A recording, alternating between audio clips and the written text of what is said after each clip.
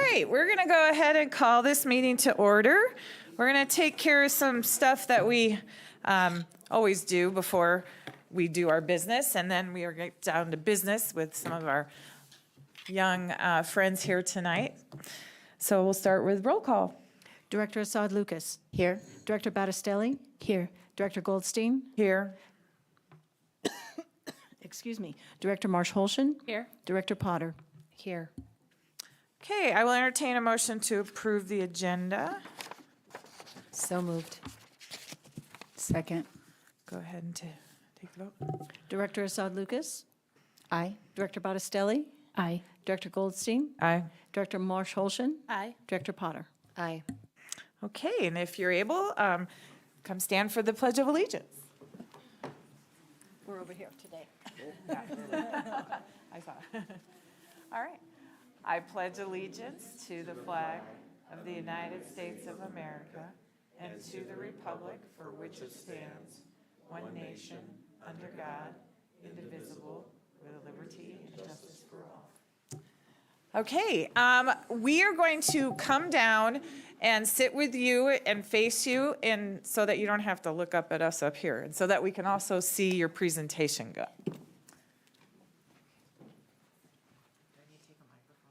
They're down there.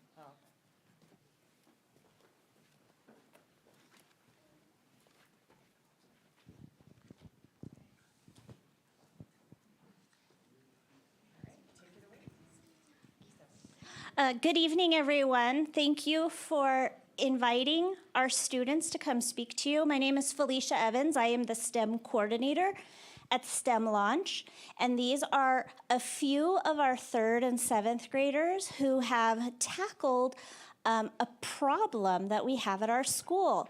As many of you know, our STEM model is a problem-based learning model, and we were approached right before winter break with a big problem from Mr. Godowski, and he asked us to tackle it. And when I talked to teachers about it, everyone was super excited and wanted to jump on board. About a year ago, a beaver family moved into Niver Creek, which is right behind our school. And through the past year, they've been building their habitat and loving our little creek and making it clean and bringing animals. And they've also been causing some damage. So going through the process of who's responsible for this damage, we found the school district does own the land. So the school district is responsible. The city has said we should just euthanize the beaver because they're rodents. Well, we're a STEM school and we love science and we love animals, and we weren't gonna put up with that answer. So our kids have come up with some better solutions, and they wanna talk to you about that tonight. Save the Niver Creek Beavers. Good evening, my name is Austin, and this is the problem statement. The Niver Creek beaver family needs a safe, healthy environment to call home. The beaver family is inhabiting Niver Creek, damming the creek and causing damage to the surrounding area. The city of Thornton needs to act quickly and mitigate the damage. We are looking for solutions to provide the city of Thornton that are beneficial for both the community and the ecosystem.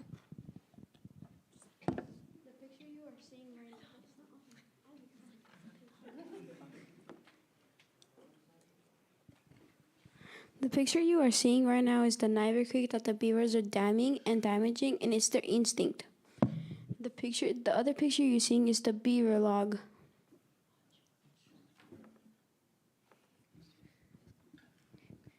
The picture that you see behind me is the fence that the district has put up near the pipe that runs under the bridge of the pathway. It didn't actually really prevent anything, and it just gave some supports to the dam, and it actually helped it make it more stable.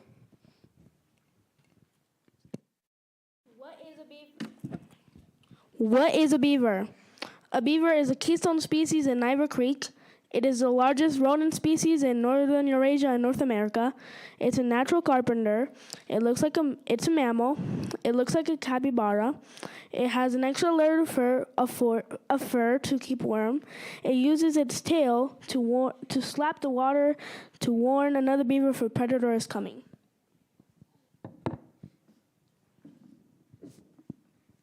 What is a keystone species? Beavers are a keystone species. They help a lot of other animals like ducks, birds, and more. Getting to know these remarkable creatures. Beavers have a 3-layer fur that helps them stay dry and warm. They have teeth that helps them gnaw through trees. They have front paws that look like raccoons to help them dig and grab things. They have back paws like ducks to help them swim. They have bad eyesight, but they do have an extra eyelid that allows them to see when they go underwater. Their ears are very good at hearing. At night, they are very nocturnal, so they need to hear the predators that are around them. And also, their ears can close whenever they go underwater. Their tails can help them balance, swim, and warn other beavers about the predators in the area.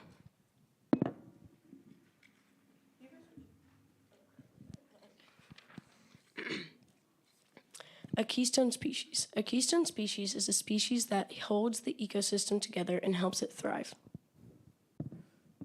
Beavers are ecological engineers. Where you find beavers, you will find biodiversity. Since our beavers have moved in, our general ecosystem and just Niver Creek has become such more of a lively and active place. Adult beavers can hold their breath up to 15 minutes. Beavers can build canal systems so more trees can grow for food and building more dams. And a male beaver can go through a 6-inch tree in under an hour.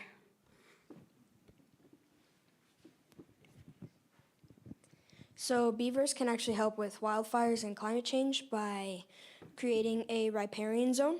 So what that is like a wetland in that area, and that is harder to burn down in a wildfire. And they help climate change by cooling down the water, filtering it, and regulating the population of animals in and around the creek. And it also prevents smoke from wildfires going up into the atmosphere. Beavers put dams in the middle of to make ponds in the middle of streams so they can block pollution from humans and make a healthy environment for not just them but other animals. Where do beavers live?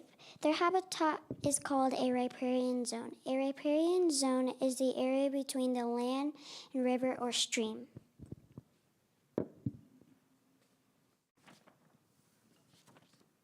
The city's solution is euthanizing our beavers so that they stop causing damage to the surrounding creek, and we want to stop this and give them a chance to thrive here. Our solution is coexisting with them. Our idea is flattening out some of the hill behind Pecos Park so it gives the water more room to flow instead of going over the walkway, as well as the beavers to make a new ecosystem. And if the water does become a problem again, we can put in a water leveler that runs it into the dirt and doesn't overflow the path.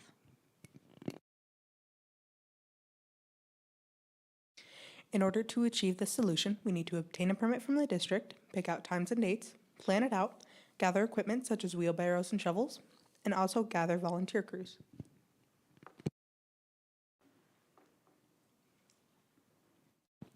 Another solution is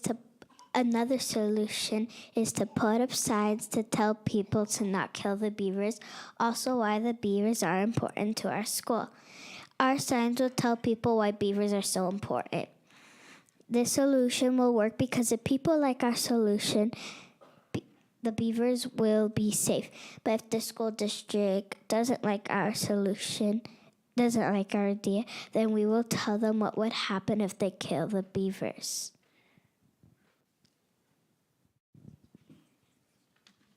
How does this help the beavers? This helps the beavers by not killing them. This also helps the beavers by keeping them safe.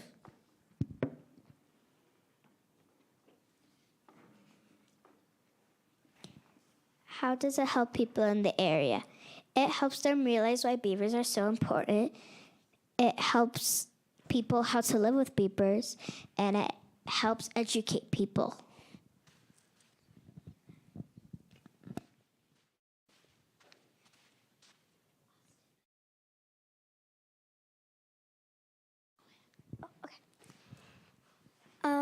Over here is a poster explaining why she saved the beavers, because they filter the water and they are a keystone species, and whatever our posters over there will explain more about that. So this part of the poster is the school district. They want to kill the beavers, and they'll start by removing their dams. This is us. We like the beavers because they filter the water. They are a keystone species, and beavers have an amazing home to let other animals live in their environment. The people don't want the beavers because they're flooding the spot, and the beavers have an amazing home to let other animals live in their environment too. What are keystone species? They are a species that doesn't just build homes for them, they build homes for other animals. So while you're thinking you're maybe killing 3 animals, you're most definitely killing 10, around 20 animals.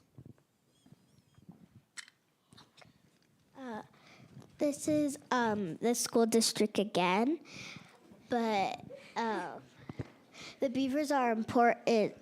The beavers are so important because they let other animals live in their environment too, and let other animals drink from their pond that they made. This is the ecosystem with the beavers. They make more water, so other animals like fishes and birds can come live with them.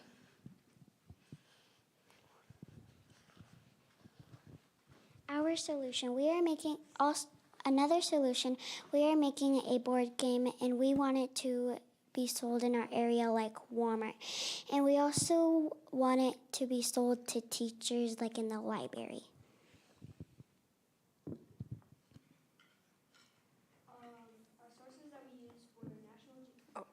Our sources that we used were National Geographic, Live Science, and Wiki Project Zoo.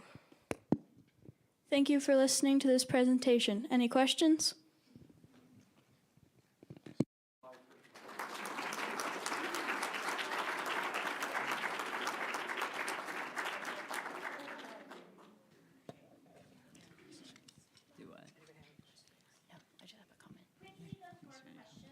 just gonna let the kids tell you their name and what grade they're in. Hi, my name is Ava. I'm in 3rd grade, 9 years old.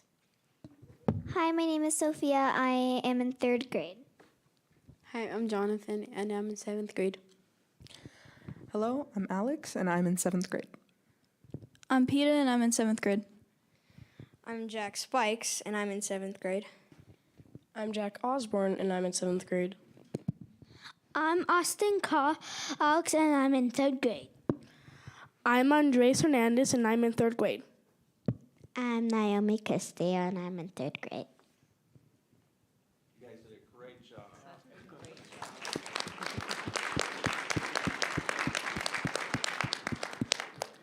I guess I just wanted to make a comment. I don't have a question. My one question was about the keystone species, but you answered that quickly. So my comment is just thanks for putting together such a well-researched solution. You came up with a few reasons for why to save the beavers, and they were solutions that impact humans. They clean water, they create a more stable environment, and they also they can help prevent fires, right? So they get what was it? They get rid of the old wood or something like that to that effect. They knock down the old wood, and that makes it a safer place. And that's something we worry about here in Thornton. Yeah. we don't have enough water, and Lord knows we worry about fires. I just want to say thank you all for being here. This is not easy to sit in front of a room full of people and share this, and you did a fabulous job, all of you. I did not know that beavers were a keystone species, so I learned something. And yeah, they play an incredibly important role. I mean, I've known that, but not to the extent that you guys have shared and taught us tonight of the role they play in our ecosystem and why we definitely need to support saving them. So thank you all again for being here tonight. And I just want to add, on top of, what our other board members have already said, about you guys did a wonderful job. It's hard to get up there and speak in front of a group of people, but I really want to take a moment and compliment you on your posters. I think they really drive the point home, and the visual is fantastic. I also really appreciate how mean the person is on these posters that wants to do mean things to these beavers, because as we've learned that, they're critical to our area. I do hope that if we save the beavers, a moose will come visit. And if that happens, you better call us immediately or take some really good pictures. But I am all on board. I think, this is amazing, and beavers are the funnest little things. So I'm glad that you guys were able to make it a project and a learning experience, and I think it's really wonderful. So great job. I just want to say thank you as well, and great job. Have you guys named the beavers? I saw a name on there.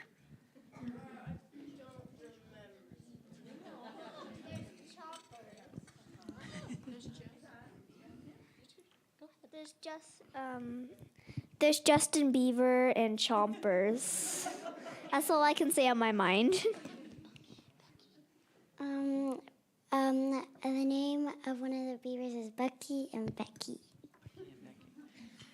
So we know there's more than one based on how quickly they damage the stuff we try to fix. But we don't know the exact number. We've guessed around 4, and we did a school-wide contest to name them, and the kids got them right. We also did the t-shirt contest. There were so many great t-shirts, we just had to pull bits and pieces from lots of t-shirts because they were fun. And the kids have been using that money raised to help, really just to pay off the shirts at this point. So I've had a lot of fun taking this journey with you guys. And the day I was with you guys when you were doing your PBLs, I had parked down on 96, so I walked right down where the area in question is, and I didn't see the beavers. They must have been sleeping. But I'm going to put Superintendent Godowski on the spot because he's the one that gave you this assignment in the first place. I want to know what his thoughts are on what happens next. I definitely have some thoughts, and I'll get to that if I can just pause a little bit in terms of getting an answer back to you. So I just want to start out by asking Ms. Evans if she might introduce the various educators that are here today that have supported the students in this PBL and otherwise are supporting their learning at STEM Launch. Yes, thank you. We have Miss Riley Hovenen, Miss Christian Snyder, and Katie Keaton. They're our 3rd grade teachers. We have Miss Tara Kowalik, our 7th grade science teacher. We also have Charity Reeves. She's our 3rd and 7th grade ELD teacher. We have Kate Claver here tonight, our principal.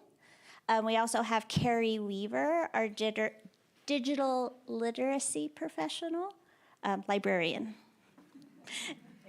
And me. Thank you all. Next, I'd like to ask Mr. Hamilton to please come forward.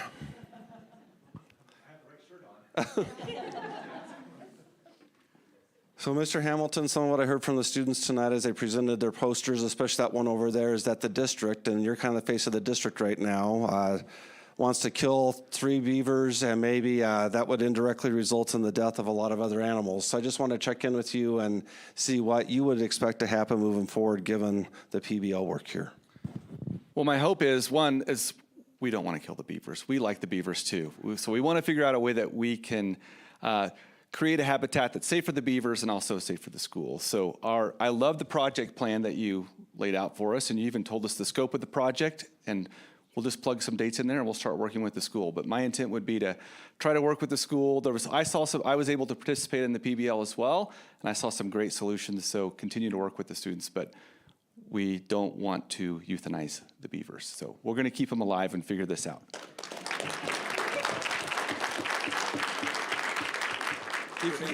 Good answer. So students, a couple of questions I have for you. One of the things I thought before you started this PBL is that maybe the solution you would come up with is relocating the beavers somewhere else, because the city can be kind of dangerous. There's cars, predators, maybe there's pollution that can get in the water. And so did you explore relocation as a possibility and talk about why that doesn't work?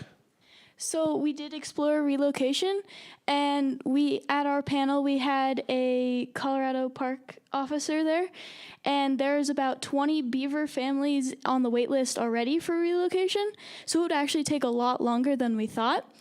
It also can affect if there is a family, when separating them, it can affect mental health in the beavers and cause issues for them. Gosh, that's a great answer. I really appreciate that information. I guess one other wonder I have is some of your problem solutions are going to require some money to fix things. Have you done anything beyond in your school, like to reach out to the TV stations or radio or anybody to say, we want to save the beavers and try to get some attention that might bring in some money for that purpose? I hear some conferring going on. It's kind of like Family Feud. What? Well, our thoughts were the board game that the third graders designed to help raise some money. I know the staff was also hoping about the T-shirts, but we haven't really looked into costs or anything like that. I'm gonna jump in. This is only a small sample size of the 200 students we had working on this, and some definitely had fundraising plans built in, GoFundMes or Donors Choose type of fundraising. I did personally reach out to many, many, many news stations. I got one text the morning of saying they would be there, but then another story broke and they didn't come. I'm really sad about that. No, it sounds like a great effort all the way around. I guess the final thing I want to say is parents, thank you so much for bringing your children here tonight. I know it's a good hike from probably where most of you live, and just appreciate the efforts of your kids and this outstanding staff in looking at a way to preserve this pretty unique opportunity of maintaining beavers in this urban environment. Thanks for making this a great night. Good job, guys.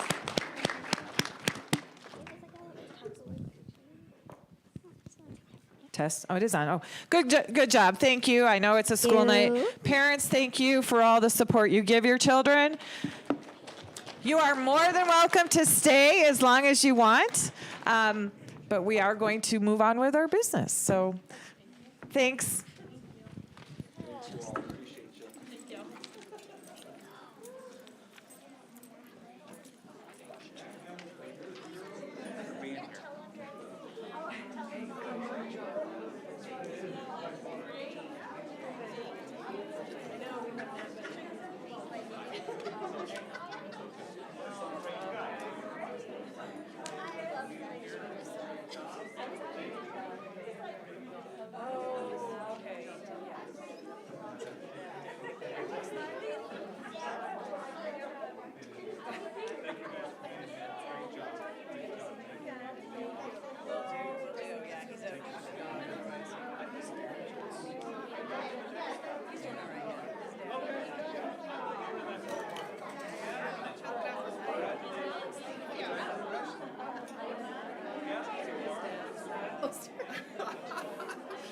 She's like, I'm getting on and sending this to the whole team.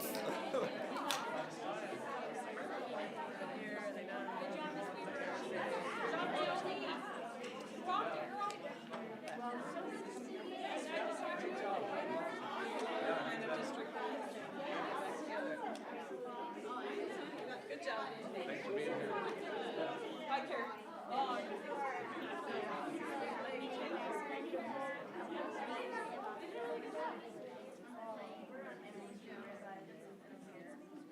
Okay.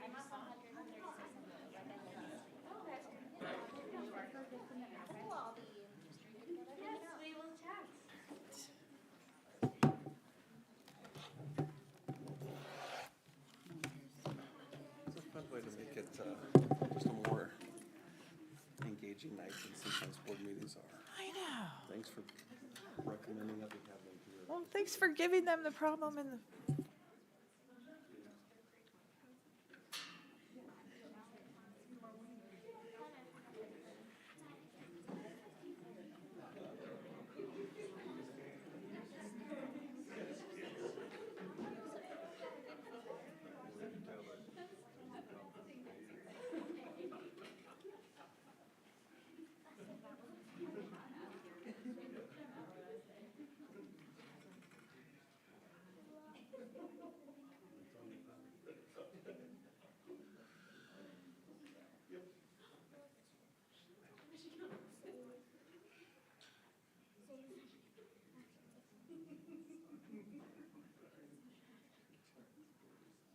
Okay. That was very light and uplifting. We're going to go ahead on with our agenda. And the next thing is the superintendent update. Thank you, Lori. So the main place I'll focus tonight is around budget and two components, related components to budget that I'll focus on. One is to give you a quick update about the compensation pilot discussions that we've been having on the IBS team. I've been updating you over the last couple of weeks around the initial proposal that came forward, some of the concern, criticism, questions that have been prompted by that proposal, and that the IBS team has since met for a full day last Friday to talk further about some of the feedback we received, some of what was in the proposal, and whether some adjustments should be made.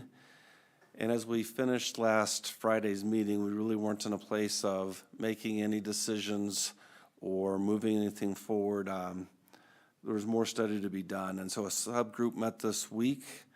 About 6 or 7 members of the IBS team, I believe, were involved in that and had some more discussion about options and possibilities and just reflecting further on some of the feedback that had been shared on Friday. Next up is a meeting tomorrow night that I know Amira and Lori will be part of, along with Boa, myself, and Mila, and others. And that we may make some more progress in terms of that issue on tomorrow night. It may be that it continues on for some further discussions. Really, the core issues I think you're aware of are that the pilot proposal, as it initially was released, called for two schools, Thornton Elementary and Thornton Middle, to participate. Those staff members would work more days. They would also receive significant additional compensation compared to peers elsewhere in the system. There was a fairly significant departure from the steps and lanes process that we usually use to compensate staff. And so there's been a lot of angst, especially about just 2 schools out of our 13 title schools participating. And does that create a variety of negative implications for staff in other buildings and trying to keep good staff throughout all of our Title I buildings? That's probably the core issue. And then the big struggle that the IBS team and administration face if you're looking at other options is if you do something of that same scale. And there's some suggestion that maybe you don't need to do compensation at the same upsize scale that's proposed in this pilot to recruit, retain, and high-quality staff and to improve student achievement and sustain it, that you might be able to do something quite a bit less and spread the money to more schools. So that's an option that folks are evaluating. The other piece that people are mindful about is if you did something at the scale that we're describing and you do it at more sites, we certainly don't have that money reserved right now, and heading into the budget season that we're not going to have that money for next year through other means. So work continues as we grapple with all of those feedback points and the implications around the initial proposal. So I'll keep you posted on that. The second piece that I want to talk about is more the budget at scale. And there are going to be some things that are going to start to accelerate starting in the next week that I wanted to alert you to. We've been waiting for a while to see where the legislature might head or what the signals we're getting from them about school finance. We've had a good handle for a long time now about the proposal from the governor to eliminate the budget stabilization factor and to fund public ed at the rate of inflation for last year, which was 5.2%. We've also talked fairly extensively here and in other settings about the challenges that are not unique to us as we look to next year's budget. And the challenge that's not unique to Adams 12 is that all the federal COVID money is running out after this year. For us, that's close to $10 million, most of which is invested in staff. And staff that we feel like has had an important role to play in helping students recover from the pandemic, and we feel like that work is still not done. And so looking at trying to maintain those positions that we feel like have been helpful, but with much less revenue to support it, is one of the challenges that we face here. That's not unique to us. And then another challenge that we face that's not unique to many in the region is declining enrollment. And declining enrollment for many districts is starting to hit more heavily in the 24-25 school year, given the 5-year averaging process. And now that the big year of reduced enrollment due to COVID will no longer be in that averaging formula, the reductions in funding for districts will be much more significant. So we have those two headwinds. We've been hoping, because those headwinds total millions of dollars of revenue that put us into a deficit position, depending on what we do with staffing levels for next year and what we do with staff compensation. We've been hoping that the state would come forward with some additional money to help us not be in that position. And we've had some rumors throughout the legislative session that there might be more money coming in the form of additional money to serve at-risk students. The State School Finance Task Force earlier this spring met, and they came up with a variety of recommendations. And one of those recommendations was to double at-risk funding for kids, which for us would be $22 million in new revenue. We're not hearing any signals at this point that that is likely, and we just can't continue to wait any longer to start to make some decisions, because especially on the staffing side, if there are some things that we have to reduce, there's a lot of notice that we need to give, and then processes we need to follow to determine if someone moves from one role to another. We have to go through a number of steps to determine who are the final folks serving in various roles for next year and get that completed before we finish the school year. We've also been worried on the other side about the possibility that a bill's introduced that would call for a number of the task force recommendations to be implemented, and that proposal creates some significant financial distress for some districts. I believe that Cherry Creek and Douglas County School Districts stand to have a $25 to $35 million revenue reduction if those things come to pass. For us, it's not as significant, because a lot of those new formula things weight at-risk students more heavily. And as you know, 52% of the kids that we serve in Adams 12 qualify for free and reduced lunch. We have other students who would qualify as at-risk based on other measurements, unless they dramatically change the way you identify at-risk kids, which is still a little bit of an uncertain topic. But we've heard if all that task force recommendation was adopted for next year, we could lose $6 million on top of the COVID money and on top of probably the $10 million plus that we are expecting we might be short because of declining enrollment for next year. So we've been waiting, and I guess really the message I'm sending tonight is that we can't wait any longer to start to talk about how to build next year's budget down at the sticks and bricks level.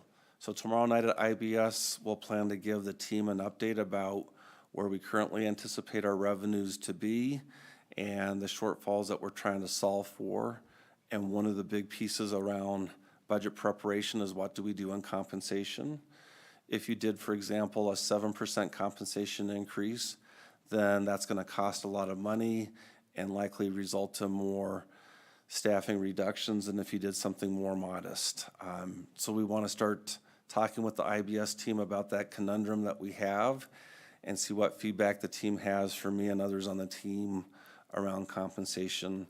It's always a delicate balance in that space, because you don't want to be in my space or the board space and to predetermine, here's how much money is left for compensation.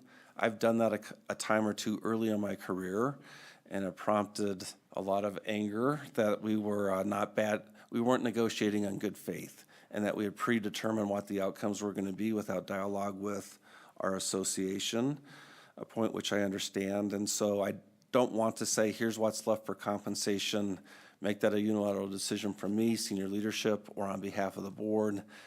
We need to have dialogue about it, but we need to start having some dialogue about it tomorrow. And then from there, I would expect to present to you all at your board meeting next week, most likely before we have dialogue with community members at Vantage Point around middle school opportunities and blueprint, give you some more information about budgets so that you can ask questions as opposed to just pushing you more stuff through email. So we'll do that. And then we're heading to a point that at the March 14th principal meeting, we would talk more about where we think we're at with specific budget plans and positions that would be eliminated to balance things out, and then be communicating more broadly to the system from there later that day and into the next, so that we have some time to begin the conversations about how might this affect individual people and the staff at various schools in the system, and go through all the various iterative processes that I described before.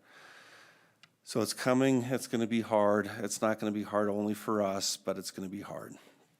And I just wanted to let you know that I think we've kicked the can as long as we can. Maybe something miraculous will happen with the legislature where there's money that comes and it comes in significant amounts. I'm going to be at the Capitol on Friday with colleagues advocating for more school funding. But if we don't hear something different than we have, and or if the answer is we can't do that, then we're just going to have to move forward with some of these really tough decisions. So I just wanted you all to be in the loop. That's it for me. Thank you. All right, Board of Education comments, recognition, awards, and vision. We'll start with Director Potter. Thank you. Welcome back, everybody, from break. I realize as part of this extended schedule or this new calendar that I've used most of these breaks to dodge the school viruses that have been going around, which makes me incredibly grateful that we are well staffed in our custodial department so that they can get in there and deep clean and kind of kill some of these things. And so we are not shutting down schools. I also want to point out and congratulate both Pat and Iger on your transportation team. I know that we've had these conversations a lot over the last few years, and I've shared this earlier in our work study session of how we need to rethink our transportation. How do we fill some of these holes to make sure that every kid's able to get to school? So you guys have done a wonderful job, and I want to congratulate you on that. Moving on quickly, I want to congratulate the Horizon girls basketball team. They are part of the Elite Eight, and they play tomorrow morning at 8:45 in the Denver Coliseum. They are the only team in Adams 12 on the boys or girls basketball side to be this far along in the state tournament, I guess is what it would be called. They're in this quarterfinals when you're 8? But this is really exciting news, and I want to wish them luck, but I also want to wish our U.S. Skills Lab teams luck as well. We have a lot of state champions there, and I was over at Future Forward Washington Square today watching them do some of their preliminary testing. We have so many kids in that program that would qualify that they have to do their own competition in their building to then send less kids on to the big state competition down in Pueblo. And so they are gearing up, they're ready to do that, and they're excited. It was fun to watch them dressed up in their firefighting gear, and they're breathing with oxygen, carrying these mannequin things and sledgehammering tires, and I couldn't carry the hammer, let alone run across a room with it breathing oxygen in a full suit. So I wish them all the best as well. And then we haven't been in a board meeting for a while, and so I did a few things. First, I went to the powwow, and it was a wonderful, wonderful experience. It was the first one that I was able to attend for Adams 12, so congratulations to everybody. Great job. I thought it was well attended. I bought beautiful jewelry, had some great food. Paul and I were able to dance with the seniors, and it was a wonderful day. We had some city of Thornton official that showed up as well, and it was just truly a wonderful event. So congratulations on that, and I can't wait to go next year as well. The middle of February was also School Resource Officer Appreciation Week. And so I spent a little bit of time with some of our school resource officers, our police department, and some of our school security team. I was really fortunate to spend the day doing some active shooter training at one of our schools and participate in that as a volunteer, pretending to be a wounded person in that. And it was really quite emotional, but also eye-opening. I am so, so grateful that we had Adams 12 staff there from our security team so that they could understand what's happening in the school while they are handling communications out of the school and how they can all work together. And it was truly a wonderful experience. And I think student safety is one of the most important and sometimes the hardest things that we talk about, at least for me. And going in to spend the day with the officers training, it really was reassuring to know that they take it seriously and they're so passionate and they are so focused, and our kiddos are in great hands. And then after that, I went today to Future Forward Washington Square to hang out with the canine officers as they did a demonstration for our law enforcement students in the program over there, and it was really fun. I live with one of the dogs. I'm not going to claim the officer, but I'll claim the dog. And to be able to watch the kids really have hands-on experience and see what it's like when they are searching for the different things was really neat, and it really benefited them in their program. It was fun to get them outside, and I think for me it was just so great to see how all of our staff at Bowman and Washington Square are always looking for those community partnerships and how can they expose these kids to the most real life situations possible and get them that hands-on time. And so the staff was great, the volunteers were great, the officers were great, the dogs were the best. And so I was really grateful to be able to spend some time in there. And I think that is it for me. Otherwise, again, welcome back and buckle up because this is a long stretch before we have another break. So, thank you. Thank you. Director Marsh-Holston? Thank you. Welcome back as well. I have a preschooler, so I was fortunate on this break to just take my daughter on a trip. My preschooler didn't get to go, and I was in a ice cream shop in the middle of a neighborhood in random San Diego, and the customer and the lady were talking, and they both said they were from Colorado, so I turned and said I was. They were both graduates of Horizon High School. So weird, and lived in San Diego. They did not know each other.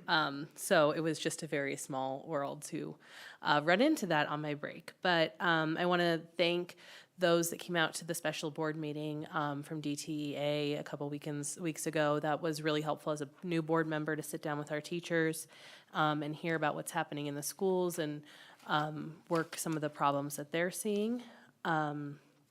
I and Director Goldstein are going to CASB tomorrow, and we'll also hopefully be talking to some of our elected officials about the need, which I know a lot of them know, for more school funding. On that, I appreciate the work that Director Goldstein and Director Assad Lucas have been doing on the IBS negotiation. I appreciate everyone that has emailed us their thoughts on that. I think it's really important to hear how that's affecting people. I attended the Narcan training here a couple weeks ago, and it's not a subject we want to talk about, but it's a subject we need to talk about. And I'm really appreciative the way the district has handled it. I'm appreciative that they have it available and they're reducing the stigma around needing to carry it, and for those that may need it. The training was upsetting to listen to as it's becoming, opioids are becoming one of the largest contributors of death to our youth. But it was also really important, and the other attendees had really thoughtful discussions around it. So I really appreciated that, and that's all I have. Thank you. Director Battistelli? So, Phil, I'm going to time myself to make sure I'm under that 10-minute limit, just so you know. The first thing I want to do is, since this is the last, well, it's almost the last day of February, I wanted to share one last quote to observe Black History Month.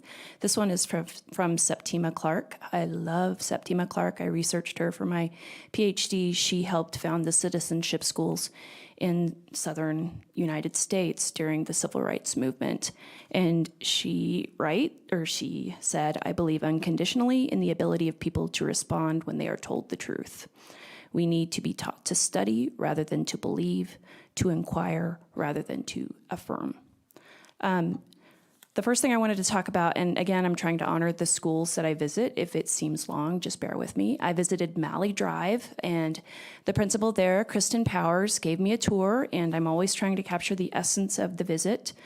It's clear to me that the school has placed a significant priority on literacy endeavors. And first of all, when I walked down the halls, they were all lined with pictures of the kids. And instead of the stories, there were QR codes. And what would happen is the parents could come in, or whoever had access to it, they scanned the QR code and they could hear their child reading their story. And I thought, okay, first of all, that's a stroke of brilliance. And I think that the educator behind that choice, it was a beautiful thing. The other thing is I would love to see that turned into a large gallery that kids can continue to refer back to as a potential reading resource and to value them as writers. The next thing I wanted to note is I did get to observe a data-driven instruction workshop with an instructional coach. And for those of you who may not be aware, teachers regularly meet to set goals around literacy. They revisit their goals and approaches to discuss what worked, what missed the mark, and as well as how they might reshape the approach in the next go-around. And seeing teachers engage in praxis focused on helping students succeed is always a great thing to witness. To the teachers who are present in the room, I want to thank them for engaging in that process. The last part I want to note is that the classrooms are really strong and cohesive there. I had one wonderful anecdotal experience. I walked into a first grade classroom. There was a little girl who immediately approached me and Principal Powers. She was upset over the lesson and she was starting to cry. And we were ready to start helping her, but her peers beat us to it. She was literally in 4 minutes surrounded by peers who were eager and willing to help her handle that handout that she was working on. And I think that, again, this is an example of kids supporting kids. And obviously I like to see that, but it shows how learning how to support each other in school means our kids will become supportive and community-focused citizens in the future. So I loved witnessing that. As Courtney mentioned, I was able to attend the APIC powwow, and I would like to extend a heartfelt thank you to the American Indian Parents Advisory Council for organizing that for us and for inviting us to it. It was a wonderful experience to hear from the various First Nations, such as the Comanche Nation, and I also want to thank Mr. Griffin, the principal at Rocky Top, for his involvement in the powwow. It was great to support our Indigenous students graduating this spring and celebrating their achievements. And finally, I attended the Glacier Peak Pancake Breakfast a while back. It had a huge turnout. I want to thank Glacier Peak staff for hosting that for parents and kids. It was a wonderful way to bring parents into the school. I think they had 450 RSVPs. They made a lot of pancakes that day, so kudos to the people who showed up to help. I got to man the chocolate chips and syrup, so I was the most popular person there. But it was, again, I thank Glacier Peak staff for working to involve community in that way. It was wonderful. So that's it, I think. Thank you. Director Assad Lucas. Hello. I was saying we had the Beavers were much more interesting than what we have for business tonight. But I just really want to say thanks to STEM Launch for all that you guys do and your hard work and giving students this opportunity and providing them the opportunity to do stuff like this. I mean, even to this day, it's still hard to do public comments and speak in front of groups of people, and just providing those opportunities and exposing them to this is just so amazing. So thank you guys. So yeah, as mentioned, we had our annual meeting with DTEA on February 12th, and I really, really enjoy that meeting. You know, it's just a really, there's candid conversation. Sometimes it's things are, or we hear feedback or input that might be hard to hear, but it's so necessary and it's so important, and it helps give us direction on how to move forward and how to support not just our educators, but our students, and providing them with the opportunities that they deserve. So thank you for all that were involved with that. On the morning of February 21st, I attended Scouts of America, formerly Boy Scouts of America, breakfast with Mr. Godowski and Representative Byrd, and then Dave Lockley, who's the DTA president, and a couple other leaders from Westminster. And that was just a great event, hearing about the programming and what opportunities there are. And I think for me, it was just really empowering as one of the speakers. And, you know, they had famous athlete people talk, and I don't do sports ball, so I can't even remember the name of the athlete. Terrell Davis. No, there you go.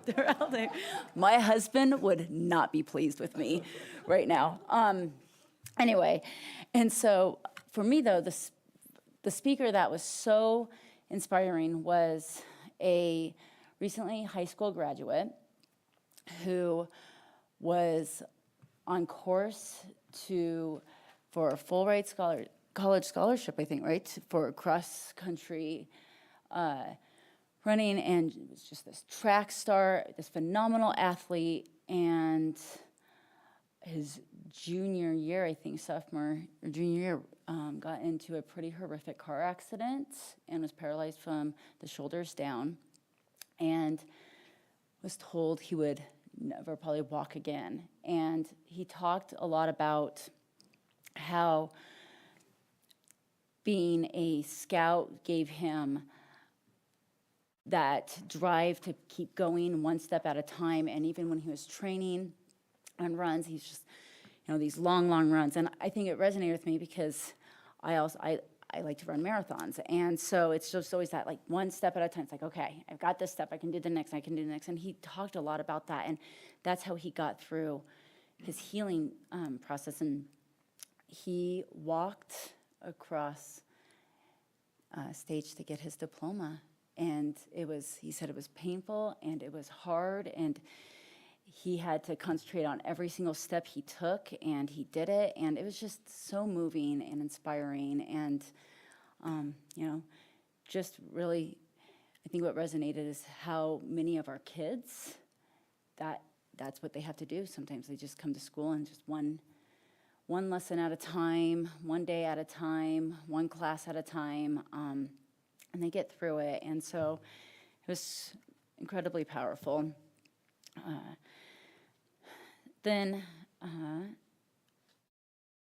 kind of moving into the next is we received I think it was over break, Anthony Muck sent out the video, the updated pre-K through third graders safety and security video that was student ran and directed. And so I'm sitting there watching it, and I think the second or third student in, I am familiar with him, and he's a third grader at Hillcrest, and who's blind. And I'm like, hey, we know him. And my youngest brought him here. I was like, hey, look who it is. And because he's met him multiple times, they have the same TBI.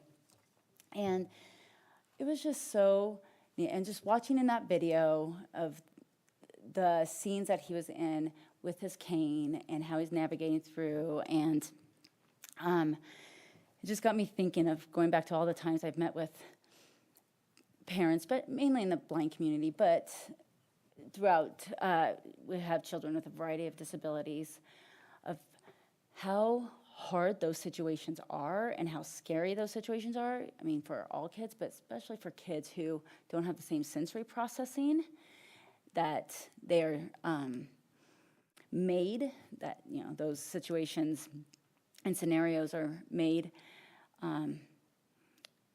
in mind with. And I just really appreciated. I don't know if it was intended that way. I don't know if that was purposeful, but I really appreciated that he was part of that video and engaged. And he was so excited. Oh my gosh, he still is talking about it. And it was just like, I was on TV and I was in this video. And so it was just really, it was very powerful in ways that I think many people probably didn't realize it was going to be. So thank you very much.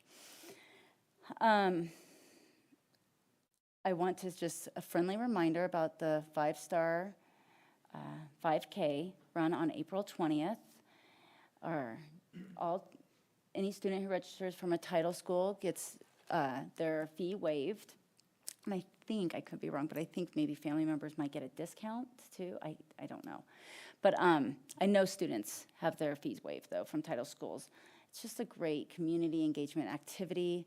Even my children who hate running love attending, and it's a really fun family and community engagement. So don't miss out. And then last is, it is Public School Appreciation Week. And so I want to give a shout out to our amazing public schools and our district and all the work put into providing all these educational and other opportunities for all of our students. And again, I think I said this last weekend. I know Alexis has said this multiple times, but public education, public schools is really the great equalizer. And so yeah, thanks for all that everyone does to support it. So that's all I have. Thank you. All right, going back to the day after our last board meeting, I had the privilege of going to CASB, Colorado Association of School Boards Lobby Day, one of their lobby days. They do a couple a year. I really didn't do a whole lot of lobbying because I kind of always do it all the time anyway. And there was, the CASB's good about with their positions on bills and such. But I did get to hang out on the floor of the House and the Senate and meet with some of our legislators and watch my own representative, our own representative, Shannon Bird, who's the chair of the Joint Budget Committee. She had about 10 bills that morning that were on the final reading and vote, and every single one of them passed, mostly bipartisan. I mean, there were a few that weren't quite, but it was really a good day to watch. I know that there'll be some important education bills coming up, or have already started too. And then I too, well, that's the next week. Sorry, I'm just kind of going through my calendar.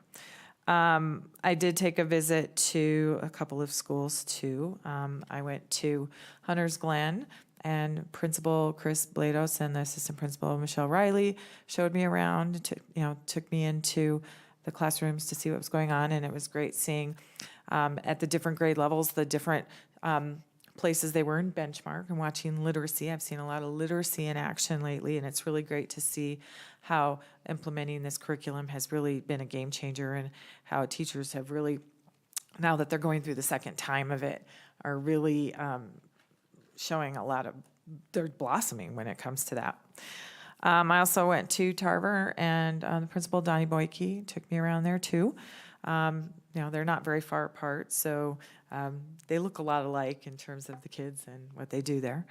And then, of course, we had our meeting with DTA, and that's kind of always a hard meeting for me, just because I've been going to that meeting for so long, as far as when I was a teacher, when I was in DTA, now that I'm on the board. And, but it is a great opportunity for the educators to share their struggles and we have things to work on, we really do. But I appreciate their honesty and their candidness and all of that. I also was honored to be one of the first people to see the PBLs on the beavers. went over to STEM Launch, which is next to Niver Creek. And I got to see all 200 kids do their presentations. I always really appreciate the whole PBL model. I kind of wished I would have been able to be, when I was a science teacher, that I would have gotten to do that, but I was there before we did that kind of stuff. And I really appreciate what STEM Launch does too. From a parent standpoint, I really want to thank you guys for all you do for all our kids. And I'm honored that I get to see it all in action. So thank you. And then we had an all-day session on negotiations. We've already talked a little bit about that. My family really appreciated the break that we had last week, since half of us were extremely influenced by it, whether we do what I do or we do what one of my kids does or what my other kid does. So we went on a family vacation, all 6 of us. We are a family of 6, recently expanded, thanks to my oldest's significant other. And I have to say, it was just really fun having some quality family time. And my middle child and my younger child actually got along great, which if you know either one of them, you know that can be a challenge. So we had a great time. We went to Mexico, and we did some cool stuff there too. We spent a couple hours about an hour with dolphins in the water with them, and that was a really cool experience for everybody. And then we also got to go to a natural, I call it a natural amusement park. It was a lagoon that had some fun little things to do called Shellha, and got to do a little snorkeling and hiking and tubing on the river there. So that was cool. And then I went to Eagle View yesterday with Paula and got to see what was going on there. Got to meet the soon-to-be principal. I never met Lindy Peterson, so I really enjoyed getting to know her. Her background is in literacy and dyslexia, and so I really appreciated her take on things when it comes to reading and learning literacy. And they took us around the school and got to see at different grade levels there too. So that's what I've been up to. We will go on to a board committee liaison report with the DAC and the FAC. DAC first. So the DAC did meet. They met for about an hour, and it was mostly just a check-in to see if everybody was on the same page around the questions that have been developed for the survey, to sort of query parents' interests around prioritizing spending. So, thank you. FAC? We met online. It was a great meeting. They spent part of the time finishing up some work to prepare for an upcoming meeting that was started before I was on the FAC, so I kind of let them just do their thing. But also we did have a nice presentation from IT to help them better understand why the board has approved so much funding in that space, what kind of some of our needs are, talked about some upcoming challenges. There was a couple really great things that were brought to our attention that I as a board member wasn't thinking about, like perhaps looking at us as board members working from school-issued devices and not our own personal devices due to the tens of millions of hacking attempts there are on our system every day. And so I think that's something that we can have more of a conversation on down the road. But, you know, it's always amazing to me how vulnerable everybody is in that IT space. And I didn't know that there's not enough insurance in the world to cover what we could lose. And even if there was, it would be extremely, extremely expensive. And so I'm grateful for the support that IT has and such a strong team. I think we have a great system in place, and that's really what the focus of the FAC meeting was about, was getting them familiar with IT. Did I miss anything, Gina? Okay. Did they show you the map of the United States with where cyber attacks come from toward our district? I've seen that map before. I don't know if it was Pat that showed us or Greg, but you can see there's a visual that shows all the attacks coming in that are thwarted. Yeah. Well, and it was interesting to see how quickly they advance. And so there have been districts in the state where families have been the target of these attacks, not the actual district. And, you know, I'm grateful we have not experienced anything like that, knock on wood. But I'm confident we have a great team, and, you know, we'll continue to watch all the magic that they can work. Thank you. All right, on to general public comment. Adams 12 5-star schools honors and acknowledges that the, oh, excuse me, wrong.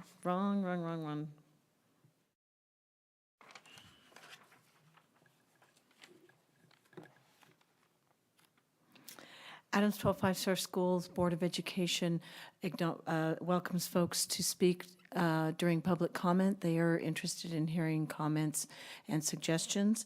We have one person that has signed up to speak tonight. Please state your name and the city you are from. When you start your comments, you will have 3 minutes to speak. I will hold up a sign indicating you have 30 seconds left. Please start ending your comments at that time, and I will let you know when the time has ended. The speaker is Sarah Snyder.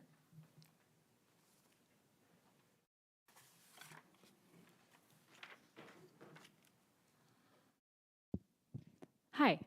As she stated, my name is Sarah Snyder.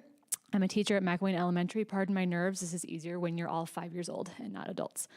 Many of you have already heard from me and other stakeholders on the following issue, so sorry to beat a dead horse, but I'm here again. I wanted to speak to you in an official capacity to voice some important concerns. The Interspace Strategies Committee has recently been working to implement a potential faculty compensation pilot where over $4 million would be funneled into only 2 of our Title I buildings in the district over a 4-year period. IBS has worked on the overarching concepts for this pilot for many years previous, but the details were not communicated to the Adams 12 community until about a month ago, the larger Adams 12 community. About a month ago, information was not conveyed clearly, effectively, or in a timely manner, and it has caused a lot of confusion and conflict amongst my colleagues. I've had to take a lot of my personal time to gather the relevant information about this pilot from committee members in order for my equally concerned colleagues and I to have the opportunity to give crucial feedback, ask questions, etc. While the initial conception of this pilot may not proceed as initially planned, I wanted to take this opportunity to emphatically say that I oppose the original proposal from earlier this month. It would likely create more problems than it purports to solve in our highly impacted schools because it will likely lead to the poaching of high-quality teachers from certain title spaces into the current selected pilot schools who struggle to retain staff. Also, it devalues the work of the many high-quality veteran teachers who will remain in excluded Title I schools. Lastly, the troubling lack of transparency led to confusion and mistrust regarding the IBS process as a whole. The unique needs of Title I communities in our district have been neglected for far too long, but the initial compensation pilot proposal is not a sustainable solution to better serve our Title I communities. Thank you. Oh, I didn't say where I'm from. I'm from Federal Heights. Sorry. Thank you. Thank you, Sarah. Thank you for your advocacy. Okay. Proposed proclamation, Women's History Month. We have a proposal to proclaim March Women's History Month, and we have the resolution in our board packet.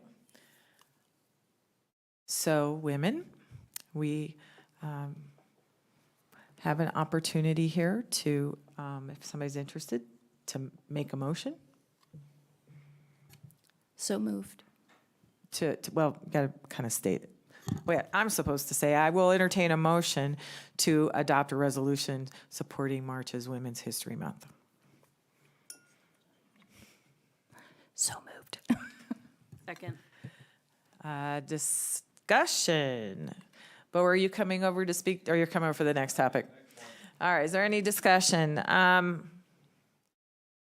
I don't know if it really needs explaining. I think that it's great that we can celebrate the achievements that women have made in this last couple of centuries, because it hasn't always been easy, and we still have work to do in certain areas. So, Well, I agree. Well, I agree. Women have made tremendous leaps over the last century. I do want to be, while I support this, I want us also to be mindful that we are not squashing the futures of little boys either as a mom to two boys.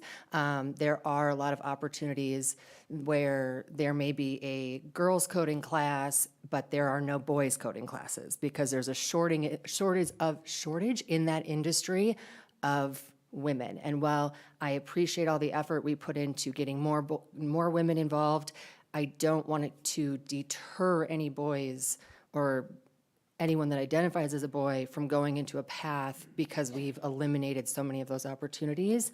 So I just want to be mindful that while we recognize Women's History Month, that we also take some time to recognize the great things that our up and coming male leaders may be doing at the same time.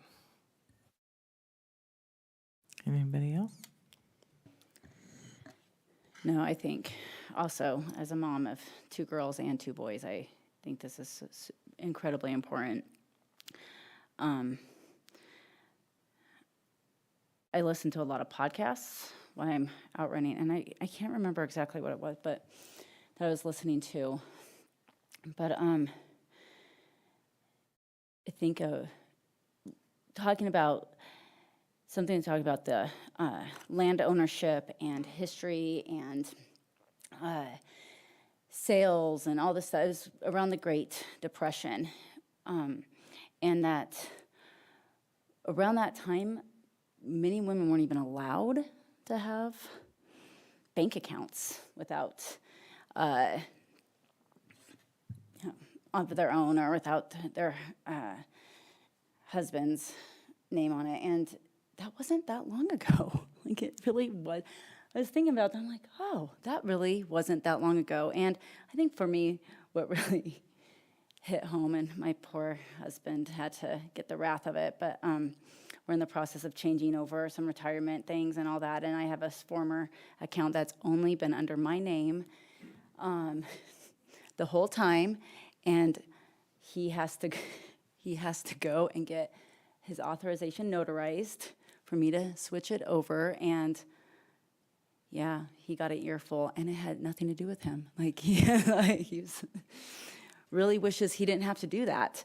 But again, we're in 2024 and still having to do those things. So it's just, this is really important. Women have really fought hard to make sure that they have an equal playing field. And many women have sacrificed, and men have sacrificed to make sure that women get those opportunities. So I think this is great that we're recognizing it.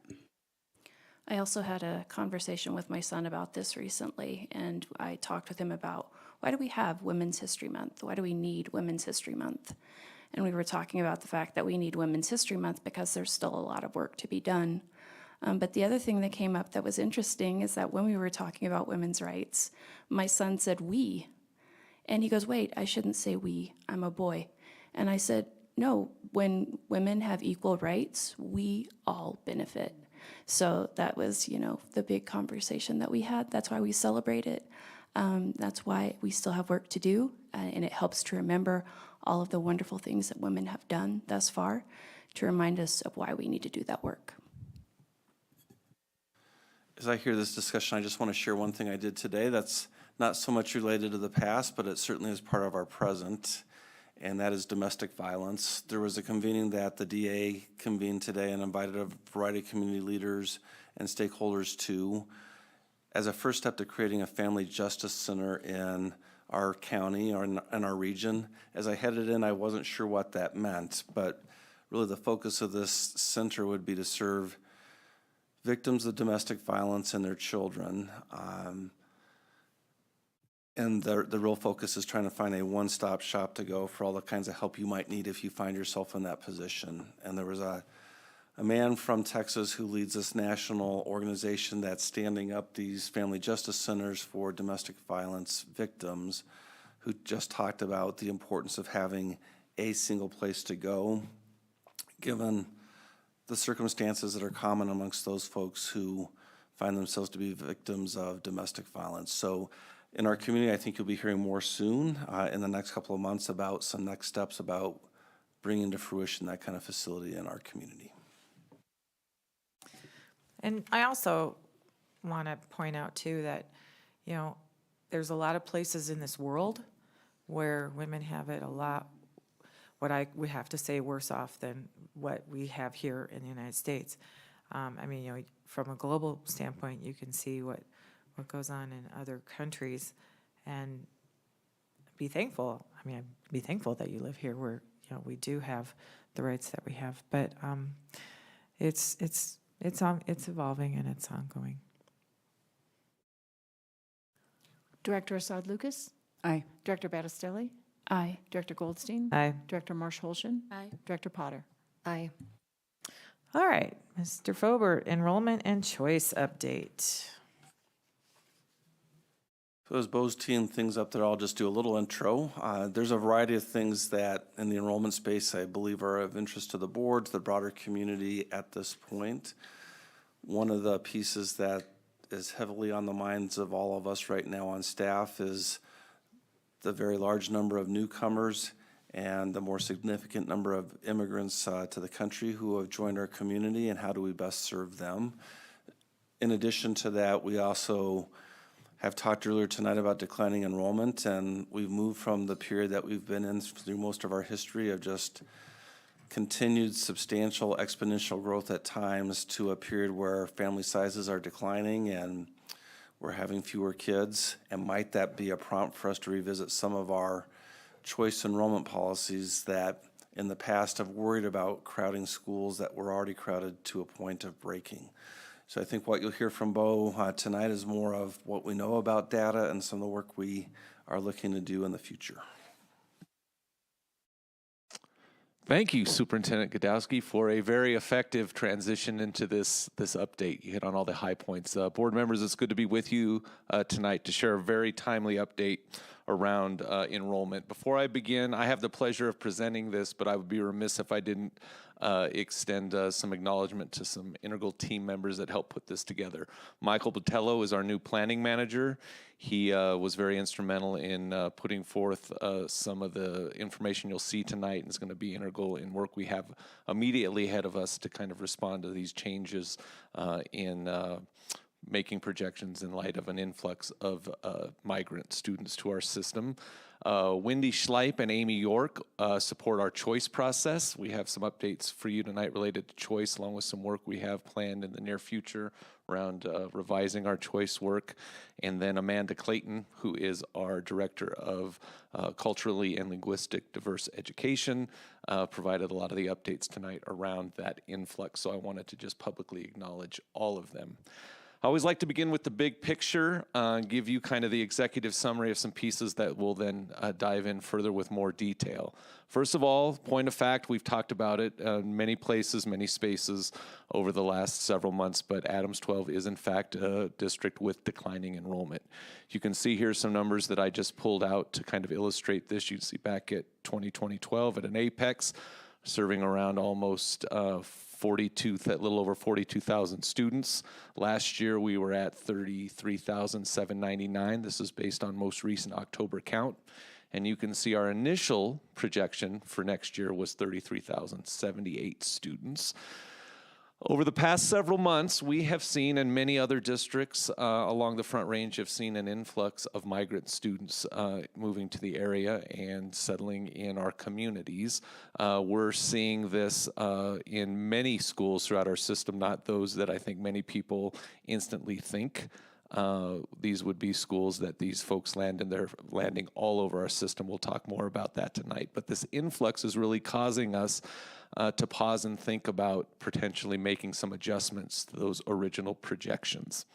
And then our school choice process is underway. We're through round one, and at this point we are largely seeing trends that are very similar to what we've seen in the recent past, and we'll talk a little bit more about that.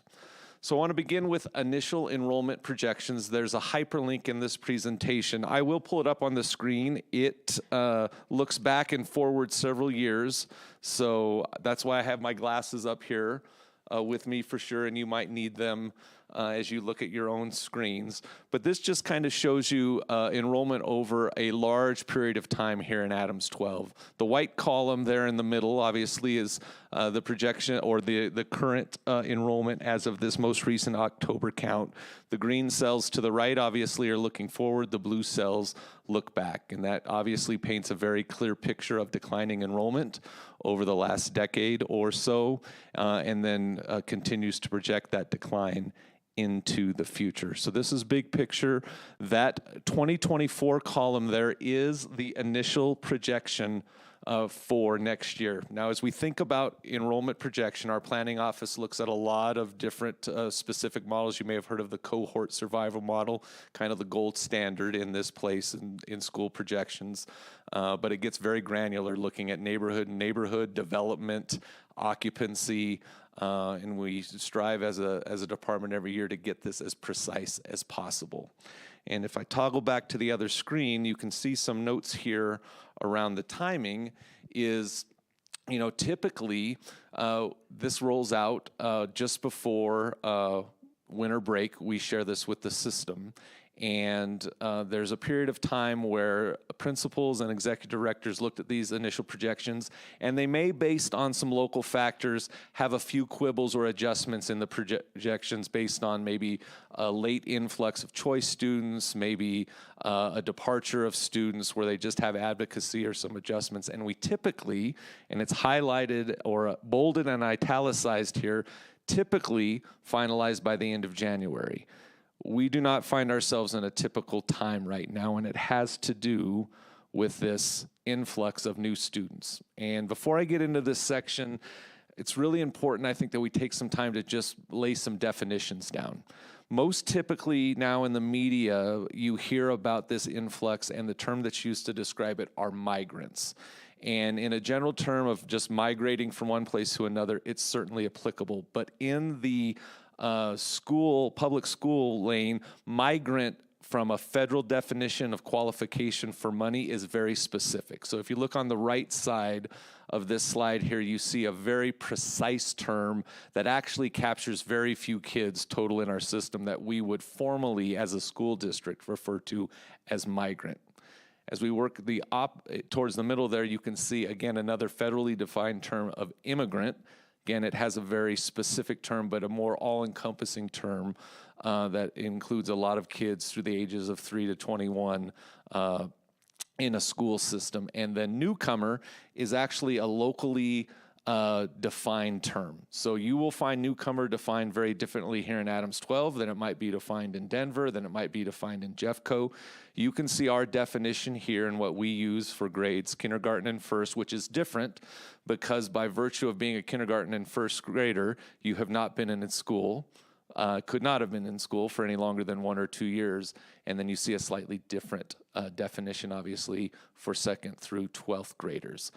A student, as you can see at the bottom, could, by virtue of their experience, fall in any one of these categories. But when you hear the term in the media about migrant influx, it could be any of these students coming into our system, and it's just important to be clear on some definitions as we move forward. Can I ask a quick? So, of course. Technically, so migrant, that it could be students that were born or U.S. citizen or not born in the U.S., correct? Mm-hmm. Okay.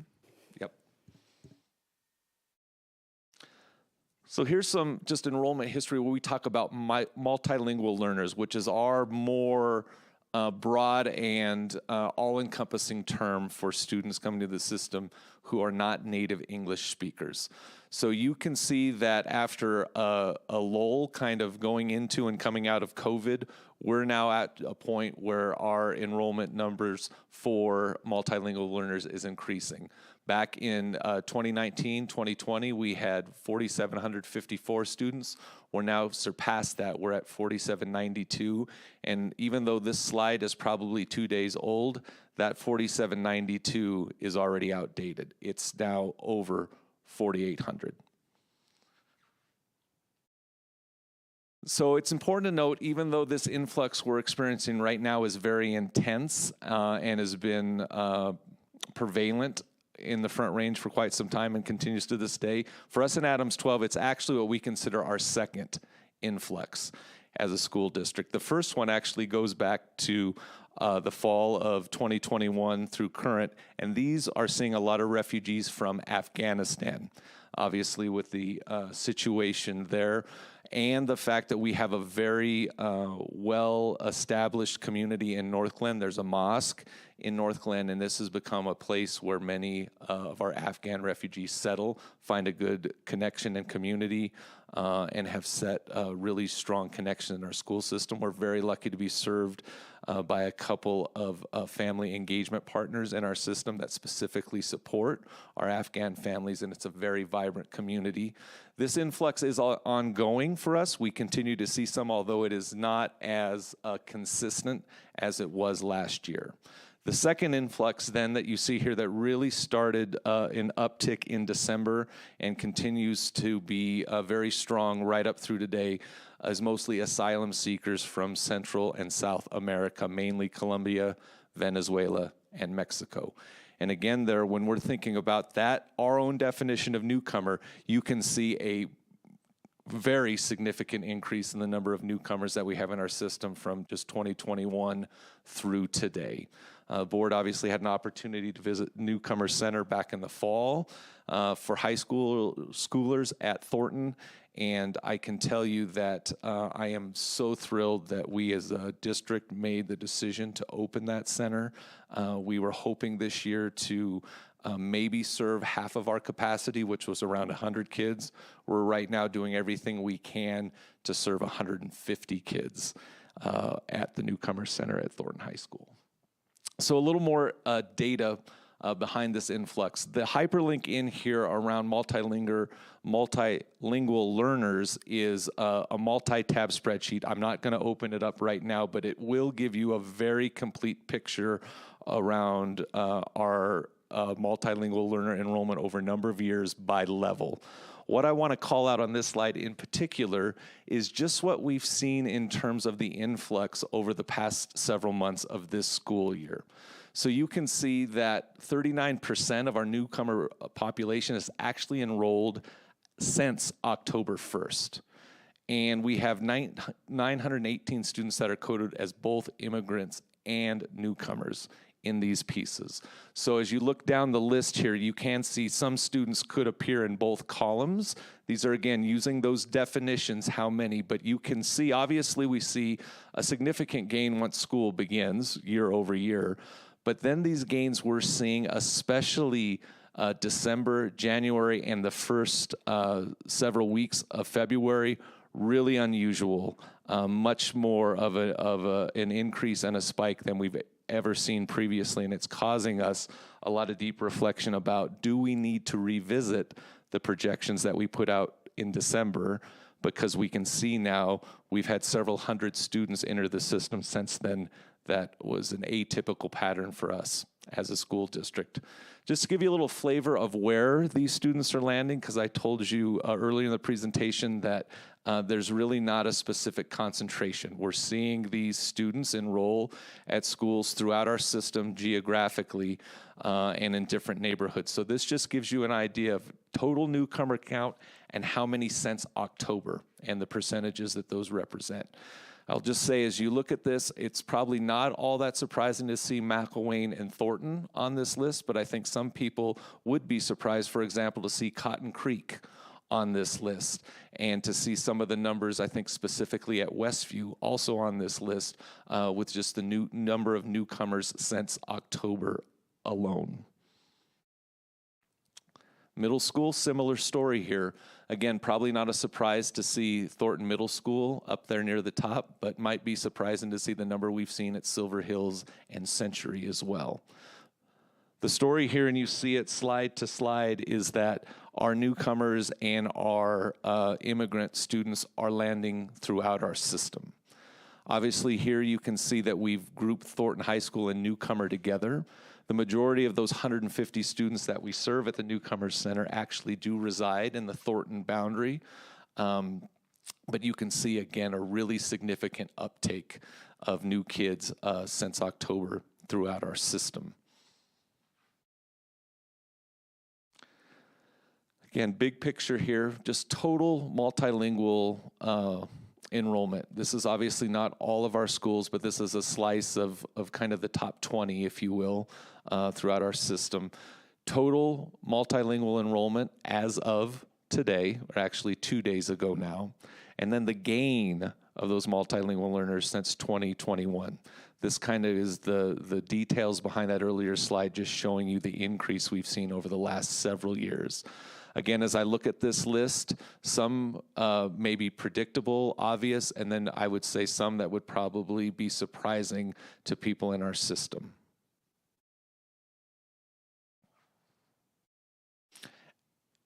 I will pause here and say I think there's a lot of story to be told and information to be shared around multilingual learners in our system, the evolution, the change, the uptick.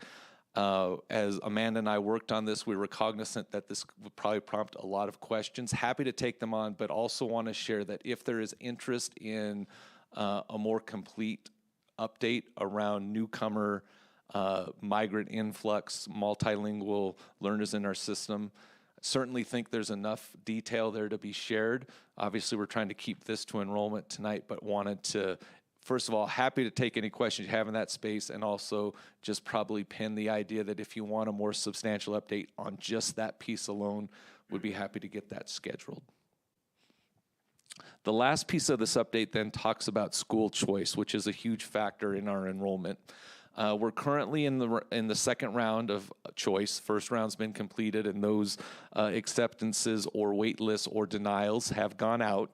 A few pieces just to share with you as we think about opportunities and challenges in this space. Obviously, declining enrollment is a new factor for us. Much of our policy right now was written and designed at a time when enrollment wasn't declining, or minimally was only slightly declining. Now that we're at a place of declining enrollment, it might be time for us to revisit some of the pieces within our choice policy. Obviously, the newcomer influx is creating some extra uncertainty. When we set the choice window and choice seats, we did that before this influx started. So there's already some places in our system where we had lots of seats open for choice are the same schools that have seen a significant influx of newcomers, which is prompting some of this thought around changing some of our enrollment projections. We have within our choice policy very specific priorities that come into play when we have more interest than we have seats. We haven't looked in those priorities in some time. There may be shifts that we have as a community and what we value in those choice priorities. It's probably time to look at those. SPED seats, special education seats in the choice process, is a pain point for us right now. We always want to make sure when we accept students for choice that we provide them access to a school that can adequately serve and meet their needs. And depending on those needs and the availability of choice seats, there isn't always a perfect match. And so we're aware that right now we have SPED wait lists that are longer than we'd like them to be. And we really have to do some thinking and some reflection on what would it take to start to address that shortfall in availability for SPED seats. For example, we're already through round one, and we have only a handful of schools left that have seats available for specific students who have SPED needs. It's just one of those areas, I think, as we kind of strive to improve choice opportunities that we're going to need to look at. Thunder Vista and Legacy High School have long been closed to choice. As enrollment declines, I think there's some opportunity for us to consider, is that still the right decision to make, or is it an opportunity to think about maybe not having all of ours or an entire school closed to choice? And then we do have some schools that can kind of traditionally have long wait lists after round one. What can we learn from that as we think about Blueprint in the future? What are people finding attractive at those schools and those places that perhaps we can emulate part of our Blueprint planning moving forward? Linked here is a nice executive summary around some of the details behind our choice process and how it works. I had mentioned Wendy Schleip earlier. She's also new to our system. She's on Greg's team, has extensive experience from a prior district in the choice lane, and I'm happy to have her and Amy working closely in the choice work. And as I noted those opportunities to get better, I wanted to let you know that we are on the cusp of pulling a working group together to really take a look at our choice and transfer policy. Can I ask one more? I'm sorry. Oh, to of interrupt. course. One more question. Just Yep. So with the SPED waitlist and being thoughtful about that, how does that impact like the choice for siblings? So if there's a specific school because of the programming or whatever based on a student's need, but then the parent also wants the choice in a sibling for the conveniency, what is that looking like? So within this, what's called out here on ranking of priorities, the sibling connection is one of the priorities that's listed in what could be more higher weighted when we make decisions in the lottery. So when those come up, we do always try to keep siblings together through the process. What's complicated in the scenario that you just talked about is the student that has that unique need would obviously need to be placed and find a home to have that sibling come with them. Sometimes we do reach back to families and say, this piece can happen, but this piece couldn't. What would be your preference? Rarely, obviously, does a family ever want to separate siblings, but it's one of those pieces as we move forward when we have kind of an overlapping of priorities or needs. How do we find as much capacity in our system to make that more realistic for families?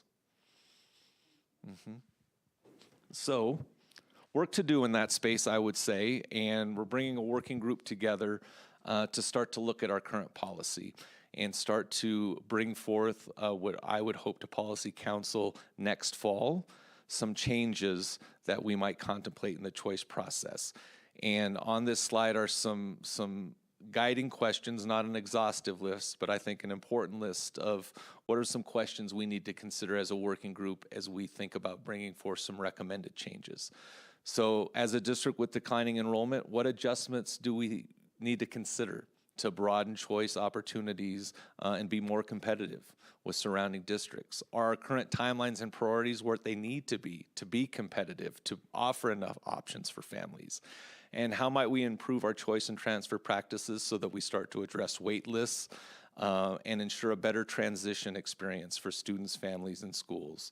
Many times we hear choice was successful, but I didn't always know when to go connect, how to enroll at the new school, how to have kind of a warm handoff to them. So I think there's just some spaces as we work on that policy where we want to tighten up some of our practices and make sure that our current model for allowing choice, providing, I think, the right timing of that choice looks as aligned to our current reality as possible. I looked at that policy. It was most recently changed in 2022, but most of those changes had to do with some timing around how we notified families. It hasn't been significantly in terms of some of the priority pieces updated in quite some time, and it's just time that we do that. So we'll be continuing to update you on that work, and I'm very optimistic that we're going to bring forth some meaningful changes in the choice space that are going to be aligned to our current realities and the needs of families in our community. Happy to have you ask any questions, but before I do, I want to let you know where we're at in terms of still being in this yet to be finalized enrollment space. So in light of this influx and the changes that it's caused in terms of where schools are since October count, we're really thinking through, in short, over the next couple of weeks, two options we need to consider, I think, to kind of true up those initial projections. The first one is to take an enrollment projection that applies a more liberal count throughout the system based on this influx. That would be applied kind of throughout the system that's more representative of the recent influx that we've seen. And that would just basically decrease the decline that we had originally projected throughout the system. The other option we have is to really do a more surgical or microscopic look at where the influx has taken place and really think about making school-specific adjustments based on the influx of students that have come in. And this would not be such a blanket adjustment to our overall, but would be more school-specific. We have some work underway looking at both of these options right now. Gina and her team are working closely with the planning department to look at the financial implications of adjusting those projections. Obviously, it's a delicate balance. We don't want to be so conservative that we end up not providing an enrollment projection that allows schools to adequately staff and prepare for next year, nor do we want to over-project and then have not as many students show up as we expected to next year, and that creates a whole nother pain point for us as a system. So we expect over the next couple weeks to consider our options in adjusting those initial enrollment projections, finalizing them as we get into this budget season. What questions do you have?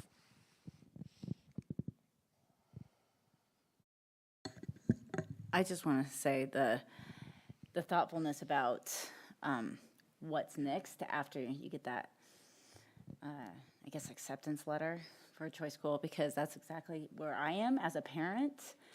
And this is the first time that I've done the choice process while living in the district, done the choice process outside of our neighborhood school. And, you know, we got the notice, and I'm like, now what? Now what? Yeah, like, do I contact them? Like, is it automatic? Like, what happened? And so, yeah, I think just that thoughtfulness around it. And because I think many families, yeah, especially if it's multiple schools that they maybe have decided choice into, each school's a little different, how they do that. And so, yeah, that would be definitely very helpful. So thank you. I appreciate the options that this district has for their students. You know, there's something somewhere in the district for every kid. So I appreciate the thought that goes into that. Two things I'm not sure. I'm sorry. Courtney, were you jumping in? I'll be quick. I was just going to say I would love to see some alignment with our choice process and the charter process, because right now I see a lot of discussion of, well, I didn't get my choice school, but I'm still waiting on our charter school. And so there's a lot of stress there. Thanks for bringing that up. That easily could have been another guiding question that I put up in the working group. We have heard from many folks from in-district, from our charters, that talk about the unfortunate strain that happens from some misalignment in timing of choice processes. So I know there's interest in thinking through that. So two adds. One is one of the things I expect the group to wrestle with, I don't know that I heard Bo call this out, is to what degree might we allow non-resident kids to be enrolled through choice if there's already sufficient demand to fill all those spots by resident kids. So Lori's right. I think there are lots of good options here, and there's lots of families that take advantage of that. But from a revenue standpoint, if you want to look at it through that lens, if you move a kid from school A to B within Adams 12, it's revenue neutral.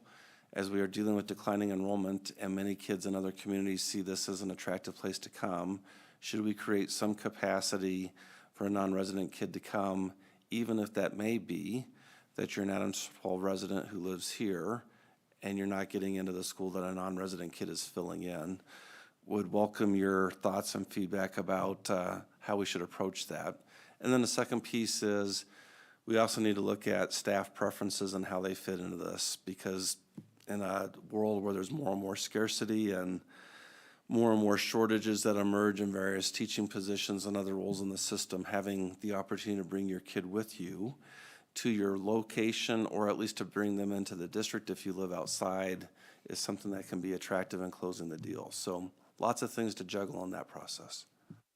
Thank you for those additions. They are on the list. I seem to have heard that conversation before. All right, thanks, Bo. Thanks, Bo. Okay, EPA Clean School Bus Rebate Grant Update. Igor and Pat and Mr. Francisco.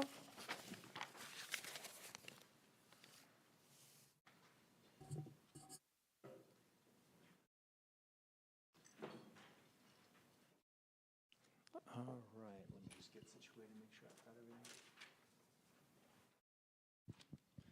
Okay, good evening, board members, Superintendent Godowski. For those of you who have not met before, my name is Igor Petrovich, and I serve the district as the Director of Transportation and Fleet Services. We also have Albert Francisco here this evening. He's our fleet manager and will help answer any questions that the board may have at the end of this presentation.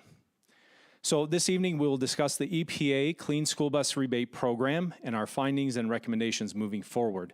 We will highlight the grant process and funding available, the application and award process, 3 potential options moving forward, including investment costs, our current fleet and need for buses, and finally, our findings on challenges presented with fleet electrification, both operationally and with infrastructure. This slide explains the history and background of the EPA's rebate program. The Bipartisan Infrastructure Law of 2021 authorizes the EPA to offer rebates to replace existing qualified diesel buses with clean and zero-emission models. This program will run through 2026 and will provide $5 billion for bus replacements. If selected for funding, the district must scrap their eligible 2010 or older diesel-powered school buses, and new buses must be propane, CNG, or electric. The rebate amounts do vary, and they're dependent on the replacement bus fuel type, the replacement bus size, and if the school district is prioritized. In general, the criteria that prioritizes a district is if they serve low-income students, tribal nations, and rural areas. For electric buses, the rebate is up to $345,000 per bus, and for propane, it's up to $35,000 per bus. What we wanted to highlight in this slide is 3 things. 1, there are still several years of funding available and billions of dollars that remain. 2, the buses being replaced must be scrapped. And 3, although the EPA is recommending EV buses, they are also recommending and providing funding for clean propane buses, which we currently use and have invested in heavily. Can I interrupt with a question? Yes, please. Yeah, so the $345,000 per electric bus, how much is an electric bus? Well, that's on slide 5. Oh. But there's a range of $375,000 to $400,000, depending on specifications. So not that much more than the grant. Yes, not much more. Do the electric buses have air conditioning?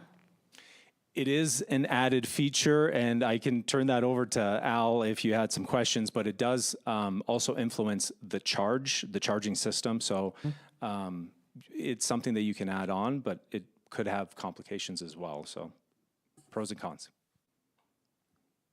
Okay. But we can get AC on any bus. I think I talked about this before. When I did my bus ride along, I've heard from several bus drivers how horrific it can be at times when they are on the bus and they like pull over because they are so hot. And in most of our buses, we have fans that are mounted to like try to keep them cool, and they're being misted. And I don't want a bus driver to like pass out a heat exhaustion while driving a school bus full of children. So when we had originally talked about this, I was told that there was a small increase in cost to get air conditioning on these buses, but shifting to electric, I mean, is that still something that is possible? I mean, like I said, I don't want a bus driver passing out and. No, absolutely, and it's certainly possible. It does add on the buses that we have now, I believe it's somewhere around 11,000. And clearly, over just the past few years, we've seen that the heat is increasing. With our new calendar, we're starting a little bit earlier, we're going a little bit later. So we've seen the high temperatures all the way through September. So absolutely, it's something that we're looking at. We haven't purchased any buses in a few years.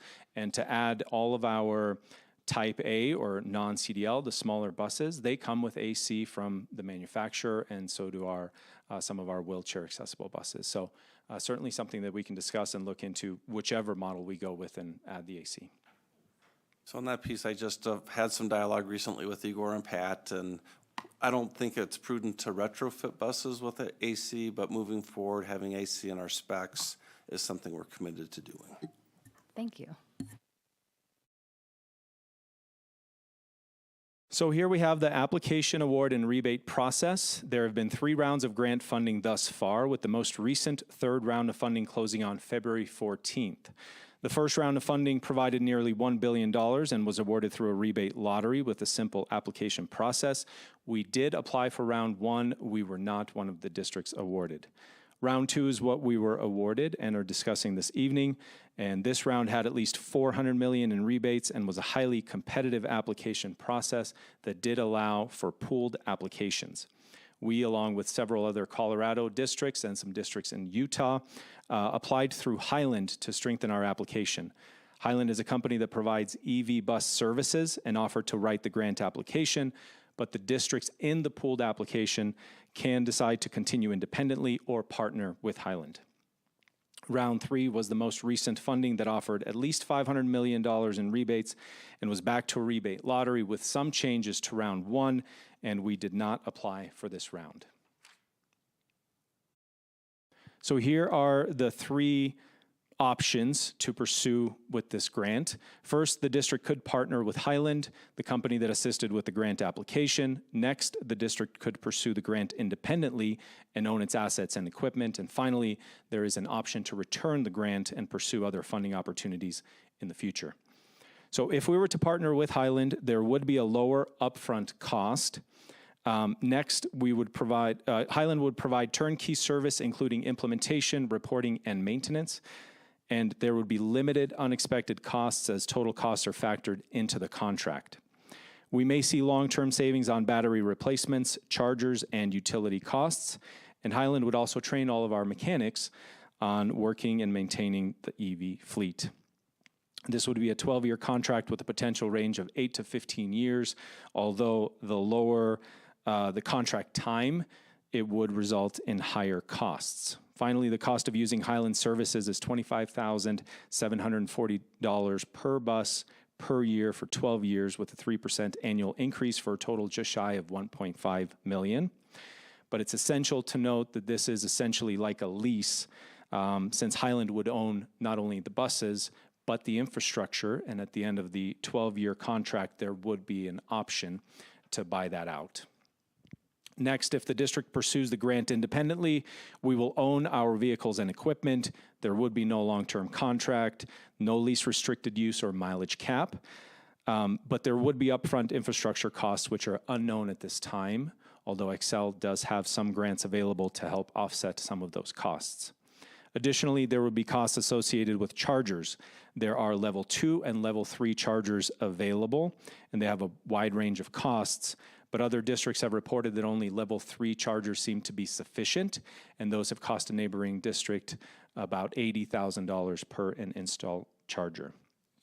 Finally, the upfront bus investment would be approximately $1.6 million, with reimbursement of approximately $1.4 million. The last option to be considered is returning the grant. This is a no-cost option that allows time for other districts to implement and pave the way. We know that DPS is looking at acquiring 20 to 25 additional electric buses, and there are major changes in California and New York that will provide invaluable information in this electrification process. And another potential reason to return the grant is that no change is required to our current fleet in the next 2 to 5 years, which would really give time for the EV technology to improve. Okay, so now we'll take a look at the current fleet and its usage. We currently have 153 school buses in the fleet. Of those, 7 are grant eligible, meaning they are 2010 or older diesel-powered vehicles that have provided bus service for at least 3 days per week on average. Our oldest buses are 4 2004 models, and our 153 buses are made up of 67 propane, 44 gasoline, and 42 diesel buses. Of the 42 diesel buses, 23 are 2010 and older. However, 16 are not used or used infrequently as a spare. So breaking down the operation, we have 77 CDL routes and an additional 10 utility or standby drivers. We also have 10 non-CDL routes and 1 non-CDL utility. It's important to note that we have a large spare ratio and that nearly 3/4 of our daily operation is being run in clean propane buses. As for our replacement plan and usage, the district has invested heavily in clean, low-emission propane buses, including infrastructure, to support growth and continued replacement of diesel buses with alternative fuels. Additionally, through our route optimization process, we have decreased the overall number of bus routes, thus spare ratios are high, and we will not need to replace retiring buses for the next 2 to 5 years. Lastly, with continued demand for individualized bus services, the non-CDL program is experiencing growth year over year, which may result in a need to increase this fleet before replacing retiring buses. So before recommending a decision, we did reach out to CDE, bus dealership and school districts in Colorado that currently have electric buses. On the district level, we found that most fleets are small and range between 1 and 9 buses. Several districts reported operational challenges with EV buses, including reliability of vehicles and challenges with infrastructure. One district has been waiting 8 months for chargers to be installed, while another is using 2 of their 9 EV buses due to 2 years of infrastructure delays. Another district noted issues with ranges and buses having lower charge than displayed, and most districts are limiting the buses to morning and afternoon routes only without midday or activity work. Another concern reported was regarding service, as delays for charger repair have taken several months. And on a positive note, the quiet bus and additional torque were mentioned by some of the users. In summary, all of the districts are making the EV buses work. However, there are limitations in technology and reliability concerns that may take time to resolve. Next, we have the bus manufacturer. One of the bus dealers provided us a quote, which we were talking about earlier, and it would be between $375,000 and $400,000 per bus, depending on the specifications. They also noted that batteries are warranted for 8 years, and replacements can range up to $100,000. It's vital information to have, as buses do stay in service for approximately 20 to 25 years. Finally, CDE also does not recommend EV buses going over mountain passes, as regenerative braking may be temporarily reduced or unavailable, which may result in brake fade. Traditional buses do have a backup system in addition to the primary braking system to slow vehicles traveling downhill. So all of these are necessary to consider when looking at purchasing electric buses. We've learned that the technology is not quite where it should be, and that with current technology, there will be operational limitations and possible challenges with these vehicles. So that is the presentation we've outlined for you this evening. I'll turn it back over to the board and superintendent. If there are any questions, we can answer. I'm sorry, I have to ask, did you say that there were some braking challenges with these EV buses in the mountains? Brake fade. So since they only have the primary braking system, once they are below a certain charge, the regenerative braking may not be available. So they may be depending just on the primary braking system, so there's just not a backup. Okay, I'm going to stay far away from any EV buses in the mountains, thanks. But to note, we typically use diesel buses in the mountains just because there's better infrastructure. You can get fuel, so we wouldn't be using the EV buses in that manner anyway, but it's just something that should be noted. I'll just jump in with a few comments. I think as you hear Igor running through this, the recommendation from Igor and team is that we not move forward with the purchase of electric vehicle buses right now. Part of what I asked him when I heard that recommendation is, why the heck did we apply for the grant in the first place if we're now feeling like that's not the right thing to do? I think the key thing that has changed from the time we made application till today is that this route optimization process we went through, we're now in a place where we have a lot more surplus buses than we did before that exercise. And so needing new buses in the fleet before optimization, necessary, just so that you're not having 25-year-old buses with 300,000 miles out on the road. That's no longer our experience. I think given that we don't have need, but that we have made a successful application, if you support not moving forward with the purchase now, I very much expect we would apply in a later round. And our hope is that some of the technology challenges that were referenced here tonight, that like with all things in technology, that there will be bugs worked out and greater efficiencies and and more infrastructure in particular that can be installed in a more timely way. But that's some of the dialogue I've had with Igor, and I just wanted to frame it. There's a lot of information here, but to me, that's some of the core information that's most helpful. Thank you. So with the Highland, if we bought it with them, I missed, do they provide chargers? They do. They provide everything, but it is theirs. So the grant would be theirs. Yeah. The buses would be theirs. The infrastructure would be theirs, and then you're just leasing and paying $26,000 per bus per But year. they come in with level 3, the infrastructure to set up level 3 Oh, that's a great question. I'm chargers. not certain which chargers they're utilizing, but they do offer everything, the bus, the charger. I'm just not certain on the charger level that they provide. So like you had said that there's places that are still waiting on their charging systems. Would we Correct. be waiting on any of that, or we would be? Quite possibly, the grant does have stipulations as to when it would have to be implemented by. It gives about a year's runway, but I'm not certain what the timeline would be. There are delays at this point. And then if we choose to return the grant money, is this money already gone through the feds? So we're not, a new grant that we're applying for is not going to be contingent on, Congress passing an actual spending bill anytime soon, or is it already allocated? Well, if I'm understanding the question correctly, so there's still a couple of years of funding available. So if we were just to give this back, we could reapply at a later date with another round. Okay, and then finally, have we looked into partnering with cities that already have level 3 chargers for their other fleets? I know Broomfield has a couple trucks that are electric. I'm sure Thornton or some of them are getting them. Thornton is adding some electric vehicles, but we have not looked into that option, Like partnering with them. charging center where everyone could utilize and pool.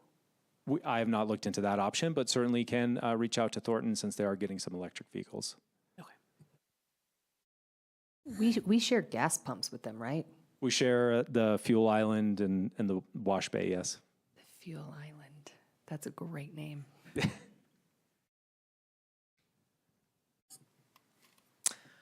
Thanks for that, Igor. So how do you all feel? The recommendation is that not right now, not this one, but not never. I feel like this is a place where we're going to need to be, will be, in the not too distant future, but I just want to check in. So I also know this is something that there's a lot of folks in our community who have interest in EV transitions of various sorts. I just want to check in with you all to make sure that this recommendation isn't in a place where you feel like we're going the wrong direction. I agree with the maybe waiting until some of these bugs are worked out and charging systems aren't taking as long to install, or, all those kinds of things. But I don't want to kick it down the road too far, because then we're going to be trying to catch up and fighting with probably more people when applying for grants. And so, yeah. That's my only hesitation, really, is that this is an opportunity right now, and I understand we can apply later. The fear is that later will disappear, because we've seen that happen before. The other thing I would just say, as I was thinking through it, I don't know a lot about this, and I know that they mentioned that propane fueled buses are also an option, and I'm just kind of curious why that wasn't explored, or if it was explored under the district table. The table you showed us at the beginning with the Sure. district option in the middle. Absolutely. Yeah. So once we applied for the electric buses, we could not change that to propane, which is what we use. But this goes back to the grant, the round one of the grant. And initially we thought these were going to be free buses and free infrastructure is what it looked like. And we were excited to get on board with the electric buses. But it's been a couple of years, as Chris had mentioned, and we've made some changes to our routes, and we've seen that the buses are not going to be free. So once we applied, it was for electric buses only, so we could not change that application to propane. Yeah, and the other thing I realize is that this is largely a matter of timing. This is just not the right time. We're in Absolutely. that sweet spot where we're still waiting to age out a few buses, and then we'll be ready. But right now, it seems counterintuitive. Just a few things given that round of comments. One is that in terms of how long do you kick the can, it certainly won't be forever. I can recall a time when one of your predecessors, Brian Batts, sat at this dais, and his fondest desire is that we buy at least one electric bus before he was off the board. It didn't happen. One of the surprising things is that I think the price of electric bus was about $400,000 then. You could say maybe it's come down a little bit on an inflation-adjusted basis because it's $400,000 now. But I really hope that there are some more significant cost reductions that'll start to come to market soon as this technology becomes more pervasive. And in terms of the propane piece, I've not talked through this with Igor or Pat, so maybe I'm speaking out of turn. They'll correct me if I am. But I also have some angst about adding more propane buses. I really feel like diversifying our fuel source for our buses has some upside. There's times when diesel seems to spike, and if you're all in a diesel, then it's like, gosh, you can really get hit hard. If you're all into propane and some of those really bitterly cold winters in the Midwest and the East, propane costs spike, and I think there's vulnerabilities.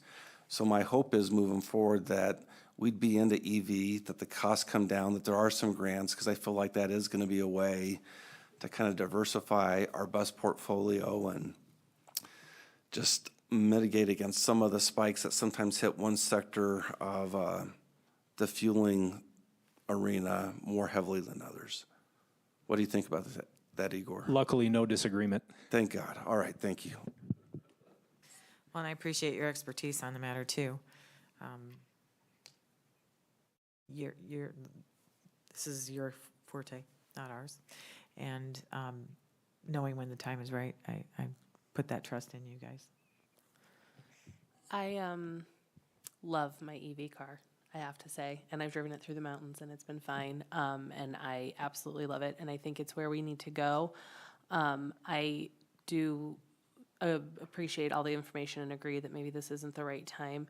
I would be interested in what other communities might be looking at in terms of sharing charger, because I think that charging stations across the board are very problematic in getting level 3s. I know we've dealt with them with different housing units, and then the accessibility for our ADA folks to get to them. So I think that there's going to be a lot of conversations around that, and I'd be really interested in how we can share that.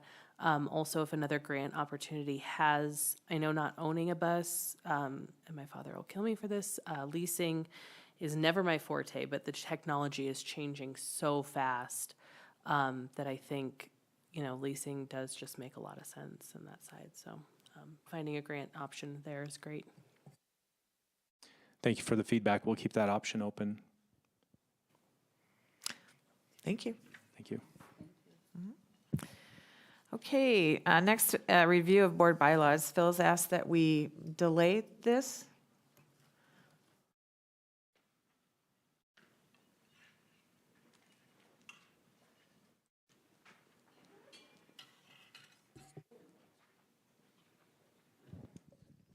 Yes, I'm asking that you delay this to a future meeting because as I did my last minute preparations just before the meeting tonight, I discovered an error that I had made. The good news is I put the final touches on the document. The bad news is I started with the wrong version when I did that.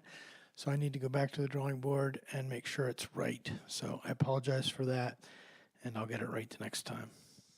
Thank you. We can do that.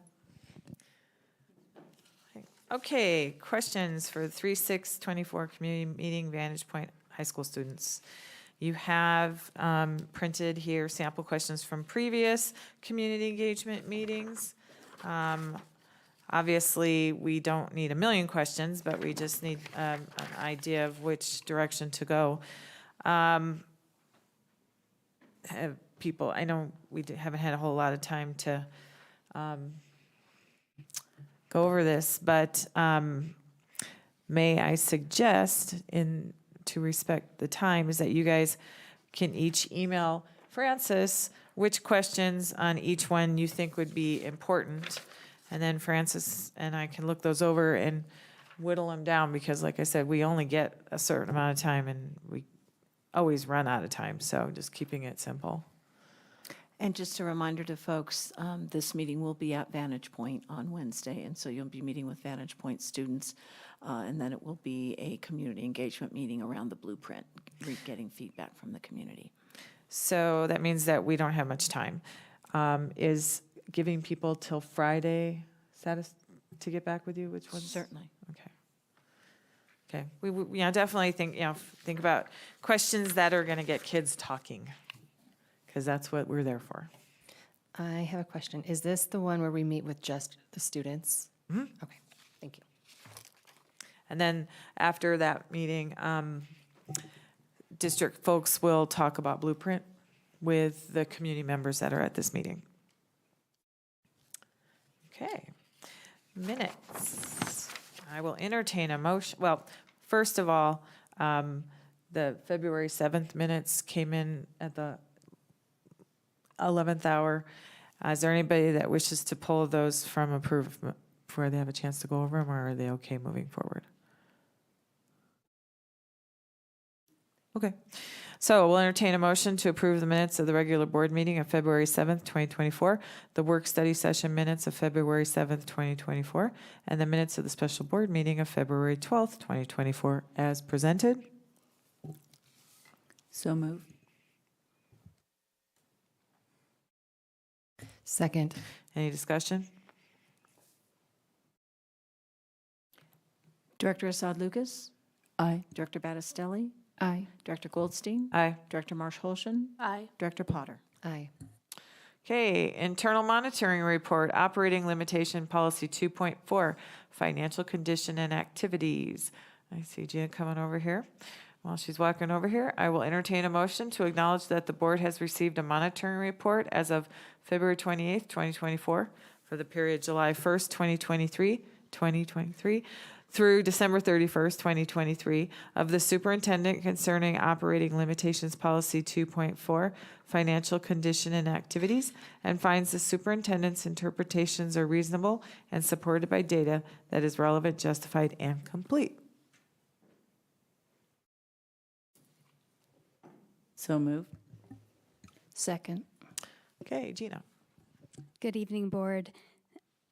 I'm trying to get some help from Francis to pull up my presentation. Sorry. Before we go, though, if I could just find out, I was in route, who motioned and who seconded?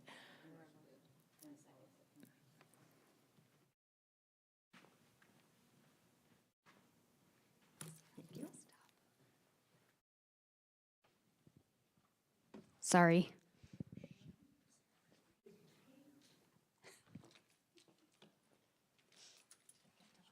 Okay, so while they're doing that, I'll go over the very first slide because it's really just an introduction to a little change we're wanting to do with 2.4 to give you more information at the board meeting. And so when we look at 2.4, it really is looking at, while there's, goodness, I think there are 16 categories in 2.4. It's really looking at 5 broad areas. So the board, you're having us monitor fund balance, reserves, some requirements there, cash position, liquidity, investments. We've got accounts payable and receivables, bonds and borrowing, with MLO and bond tracking, and then audit and internal controls. So with each of the slides, I'm going to hit on a couple of those different areas, which if you have the monitoring report, I'll tell you what page we're talking about. If not, I think my explanation will be easy enough that you might remember it from your review. So I know it's a little late, and if you guys want me to speed it up and not cover as many items as I had picked, I'm happy to do that, but I also want to give you enough information. So I'll take the cue from you all and Chris. Sound good? All right. Oh, and I have the presentation. So this is what I just covered with you guys. So on the first section, monitoring fund balance and reserves. So one of the things that we do is we ensure we comply with TABOR requirements, which is 3% set aside that we cannot touch. In addition to us having that compliance requirement, our charter schools have that same exact requirement. If you reviewed pages, I didn't write page number down. Sorry about that. I think 3. You will see that the charter schools, some of them have made adjustments to their table reserve, others have not. That is completely up to their discretion if they've revised their budget. That could result in a calculation of TABOR that changes. If they've revised their budget, it could be because they've learned that enrollment is lower or higher. So that could be a change in their assumptions around other revenues. We do not monitor their amended budgets. That's not part of their compliance requirements for us. We do see them, but it's not part of our compliance monitoring for them. One of the things I wanted to share is there's some language in there that lets you know that we have to set aside this reserve for TABOR. We do have a couple other options that the district could explore, and my memory serves me that when I was here the first time, we did a lot of work looking into what the difference would be for the district if we did what's called a line of credit, or if we used properties to secure this TABOR reserve. And both of them result in expenses to the district above and beyond having that TABOR reserve. And they also require some cash set aside that has to be replenished if spent down. So the difference is in our current reserve, we can't touch it at all. In those other 2 scenarios, you could actually touch the cash and spend it, but you have to replenish it. So I know of a few districts who do choose those alternatives, but especially with our declining enrollment and other things, without doing a lot of research and figuring out what the cost would be, I couldn't recommend it. So I just wanted to touch on that. That was a little longer than I probably planned to, so I apologize. All right, so then the other portion I wanted to cover is the 4% unassigned that we are maintaining in our current projections. So we are, per the policy, our unassigned fund balance can be no less than 4% and no greater than 8%. We are maintaining it, and we show that very clearly in the graph on that portion of the presentation. All right, any questions on that piece? Okay, so then next we have our monitoring cash positions, investments, and liabilities. And so 2.4.3, all those points mess me up every time. You should hear me in FAC. Wait, are we at 1.4 or which one? So anyway, on page 5, we have a really nice chart there that shows that our unrestricted cash is greater than our restricted cash. Okay, so that is one of the things that we're monitoring, and that page does a really good job of showing you visually what our restricted amount is compared to our unrestricted. And so we comply there. And then similarly, on page 6, we talk about what would be required if we did not have that liquidity of cash. And so because we have it, this piece doesn't apply right now. We have plenty of liquidity, but what it would mean is, so we currently have 3 funds that our expenditures are greater than the revenue. And 2 of them are, well, all 3 of them are timing issues. So for the general fund and the bond redemption fund, it's the timing of receiving property taxes. So that will resolve itself as we go through the spring. For the grant fund, we have that because most of our grants are reimbursement basis, and so we have to spend the money before we can get reimbursed. So until the end of the year, we pretty much are always in a spot for grants where we've spent more than we've received. Any questions on this part? I'll just add that one of the bills that's introduced that we feel very good about as a staff is a bill that would say, instead of having big ebbs and flows in terms of how much money you get throughout the course of the year, with the big influx of money coming in the spring from property tax, the state would allocate its funding to us in a way that would balance out our balances more consistently over time. So it's nice not to be in this place where you're nosediving down and then you go up really dramatically in the spring. It's also nice because we'll have more consistent money in the bank that we can invest. and earn some interest and income, which will be helpful. We're looking for every dollar and penny we can get right now. Yes.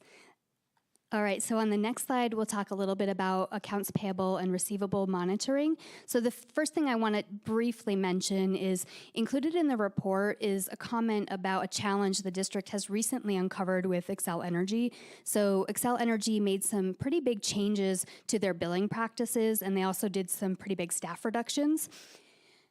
We just in the last week have learned about these challenges that the business services team and the finance team have gotten together and with Xcel Energy to fix the issues that have resulted in these changes that weren't really communicated well to the district. So as of right now, we're aware of the potential of some late fees, although Xcel Energy has worked with the district to get it worked out and resolved. So I wanted to mention it in case we do end up with some fees. Any questions on that piece? I had just said, and I reached out to you about this, that the language, the policy language around this seems really broad, unnecessarily broad. Do we need to avoid late fees? Absolutely, yes. But this is, it seems, what's the word? Shall not allow the organization to incur penalties. And in this case, we have a scenario where it's not that Chris and team went, we're going to allow Xcel to charge us these. I mean, so there are problems with the way that's worded, I think, that provide loopholes for using it in not so effective ways, I guess is what I would say. And I just wanted to make that comment. Two things there. One is that a lot about policy governance allows the board to hammer the superintendent if something goes wrong, and this is one of those things that there can be a lot of reasons well below the staffing that even Gina's interacting with fairly often that can result in something not getting paid on time. You can have all the right procedures in place, but maybe someone just does not do their job. And then we could probably have a debate about whether we're in compliance or not in that circumstance. But the point you make, broadly speaking, Paula, very true. There's a lot of things that I think, depending on who's sitting in your seat and across the way, there's lots of potential hammers that you can use. The second thing I would put out there is the board's always welcome to modify these policies, and this is one that I don't know that they ever have. There are other parts of this policy set that there have been inflationary-like changes in dollar amounts over time, and $1,000 may be the amount that has been in place since 2020, 2021, when this was adopted. And so it could be that maybe a $10,000 or some other dollar limit now captures the intent that the board had 20 plus years ago. So just something, if the board wants to change it, you'd have that opportunity. If I may, real quick, the board's practice around that is after it has received a monitoring report, if there are considerations for changes to changes to policy as a result, I would put it on the next agenda or the next business meeting agenda for the board to discuss that. I think I would like to see, I would like to hear Phil's feedback on that particular policy provision, to hear what he thinks, if he thinks it's a little too broadly construed, which is part of my, I want whatever policies we have to be transparent and reasonable and, anyhow, I just wanted to add that. I would think it's a good idea to take a look at that one. I mean, as already been stated, shall not allow could be, shall take reasonable steps to avoid imposition of unnecessary charges. Something like that could be workable, I believe.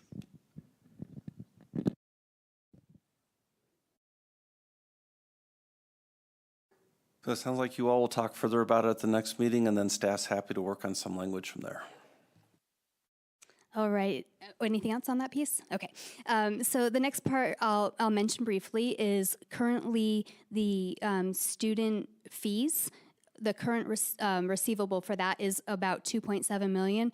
I wanted to highlight of that $2.7 million, $750,000 is related to students who were with the district last year who are no longer with the district. So that $750,000 as of December 31st is the likelihood of collecting that is incredibly minimal. The remaining amount is current students enrolled in the district. The piece that I want to mention, though, is December 31st is probably the peak of some of that student fee billing. So as we monitor and look at it, those fees were probably assessed in the fall for sports and some different things. So when we look at it in the next quarter, my hope is that the number may be smaller, although we have spring sports then too. So there's a timing situation as part of these student fees. So it's not one set of student fees that are assessed at the beginning of the school year. And through a different policy lens, I'll just say that I've had reservations for a while about where we land around fees. I think it's an equity issue and in a different way than people often frame it. For the most part, our free and reduced lunch families don't have to pay fees, or they pay very modest fees.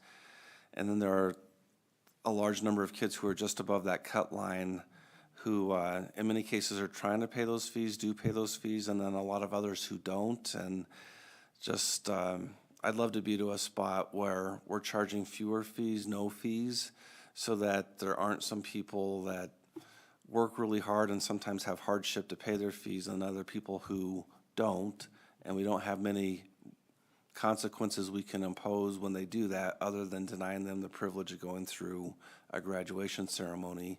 And for a lot of kids, they're long gone before that because they've moved or have some different circumstances. So we'll see if we can find a solution there. We do collect about $5 million a year, I think, in revenue from fees, so it's not an easy thing just to wave away altogether.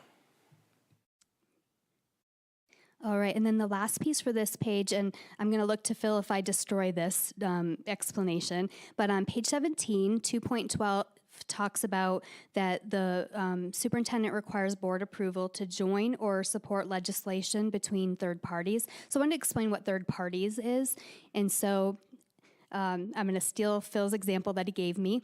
If a neighboring district decides that they're going to sue CDE over an allocation methodology that they have a problem with, if the district decided to support or participate in the suit, Chris, that would be a third party. It's not our problem necessarily, but we could choose to participate, and if we did, in order to do so, it would require board approval. Did I get that okay?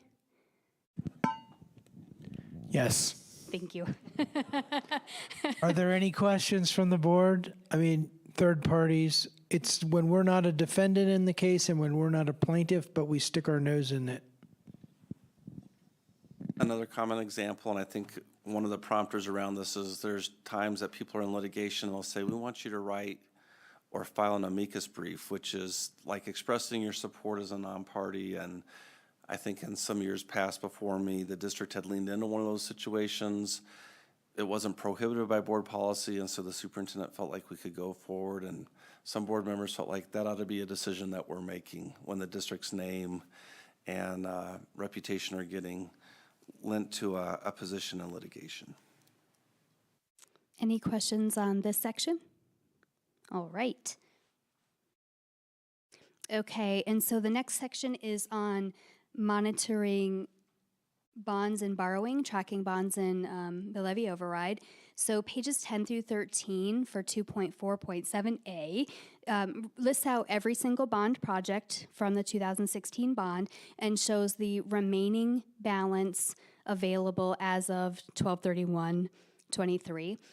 We are forecasting, maybe optimistically, that the entire amount will be spent by June 30th. We currently are showing on that report that the remaining fund balance is $12.5 million. So I just wanted to highlight that piece. You looked like you were going to say something. Just on this slide, I see the term COP, certificates of participation, and I wonder if everyone knows what that means or if it would be helpful for us to give just a quick explanation. Raise your hand if it would be helpful to have a quick explanation. I think I saw some nodding. So at least one person nods. I'll take a crack. So certificate of participation is a fairly common not nearly as common as bonds, but a fairly common alternative to raising capital if your operating funds aren't sufficient to make a big investment, and you're not either in a position to get voter approval for a capital investment and a bond that requires debt to be issued. So in a COP, an example of that is years ago when we were unsuccessful in the 2014 bond, we had some buildings that were in dire need of repair, and the board authorized us to issue $28 million or so, maybe it was $23 million, in certificates of participation.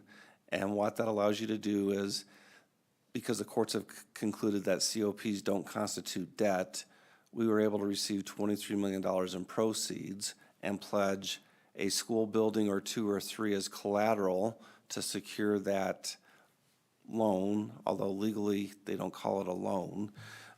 But you get that amount of money and then you pay for that each year instead of a new tax through your existing operating revenues. And then if you were to default, you're at risk of someone saying, all right, I'm going to seize North Glen High School and sell it to pay for your deficiency. So we've used that a few different times in our history. One of the times was to acquire this building long ago.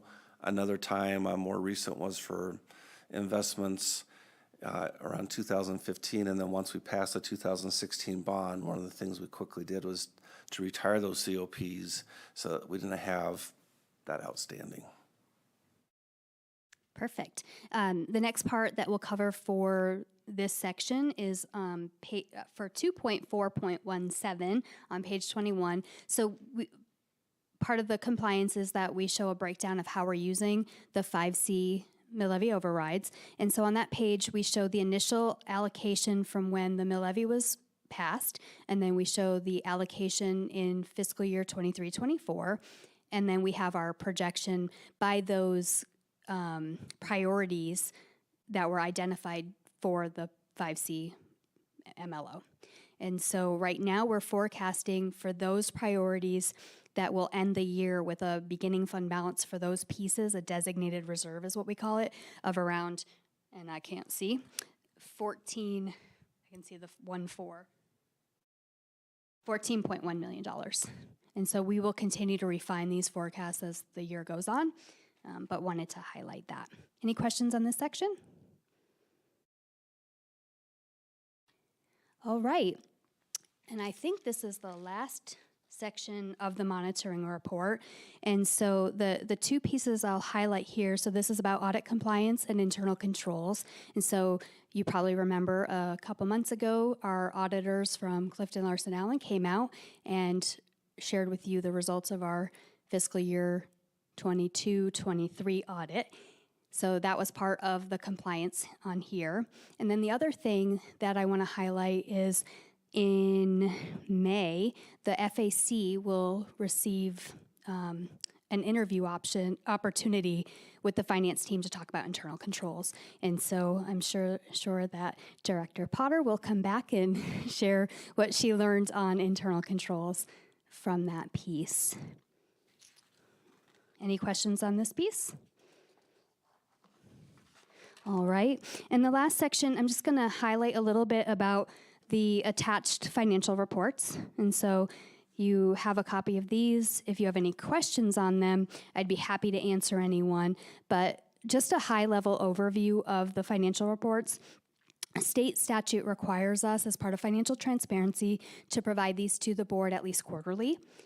So this is part of that compliance piece, and in it, it specifies exactly what we have to provide on those financial reports. So we do a comparison of the prior year as of the same date, so December 31st to December 31st. We also include the percentage of budget to actual spent in both of those years. We provide a forecast, so our best guess as of December 31st, what our actual revenue and expenditures will be, and with that, an update to our forecasted fund balance. So any questions on that piece?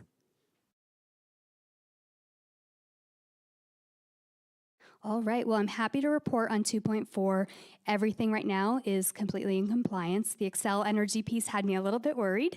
I'm happy to report that as of December 31st, we did not have those fees, but we'll keep you updated. Thank you. Anything, anybody? All right, let's vote. Director Assad Lucas? Aye. Director Battistelli? Aye. Director Goldstein? Aye. Director Marsh-Holshin? Aye. Director Potter? Aye. Okay, consent agenda. I will entertain a motion to approve the personnel actions as listed. Resignations and terminations, transfers and reassignments, employments, and leaves of absence. So moved. Second. Any discussion? Director Assad Lucas? Aye. Director Battistelli? Aye. Director Goldstein? Aye. Director Marsh-Holshin? Aye. Director Potter? Aye. Okay, calendar, March 6th is only a week away to our next board meeting. We will be at Vantage Point, and we have our little task to pick out the questions, and then we'll have a blueprint presentation. Our the third Wednesday in March, we'll have our regular board meeting, and you can see the agenda items on here. And Alexis and I will be going to the CASB Winter Conference the next 2 days. And anything else?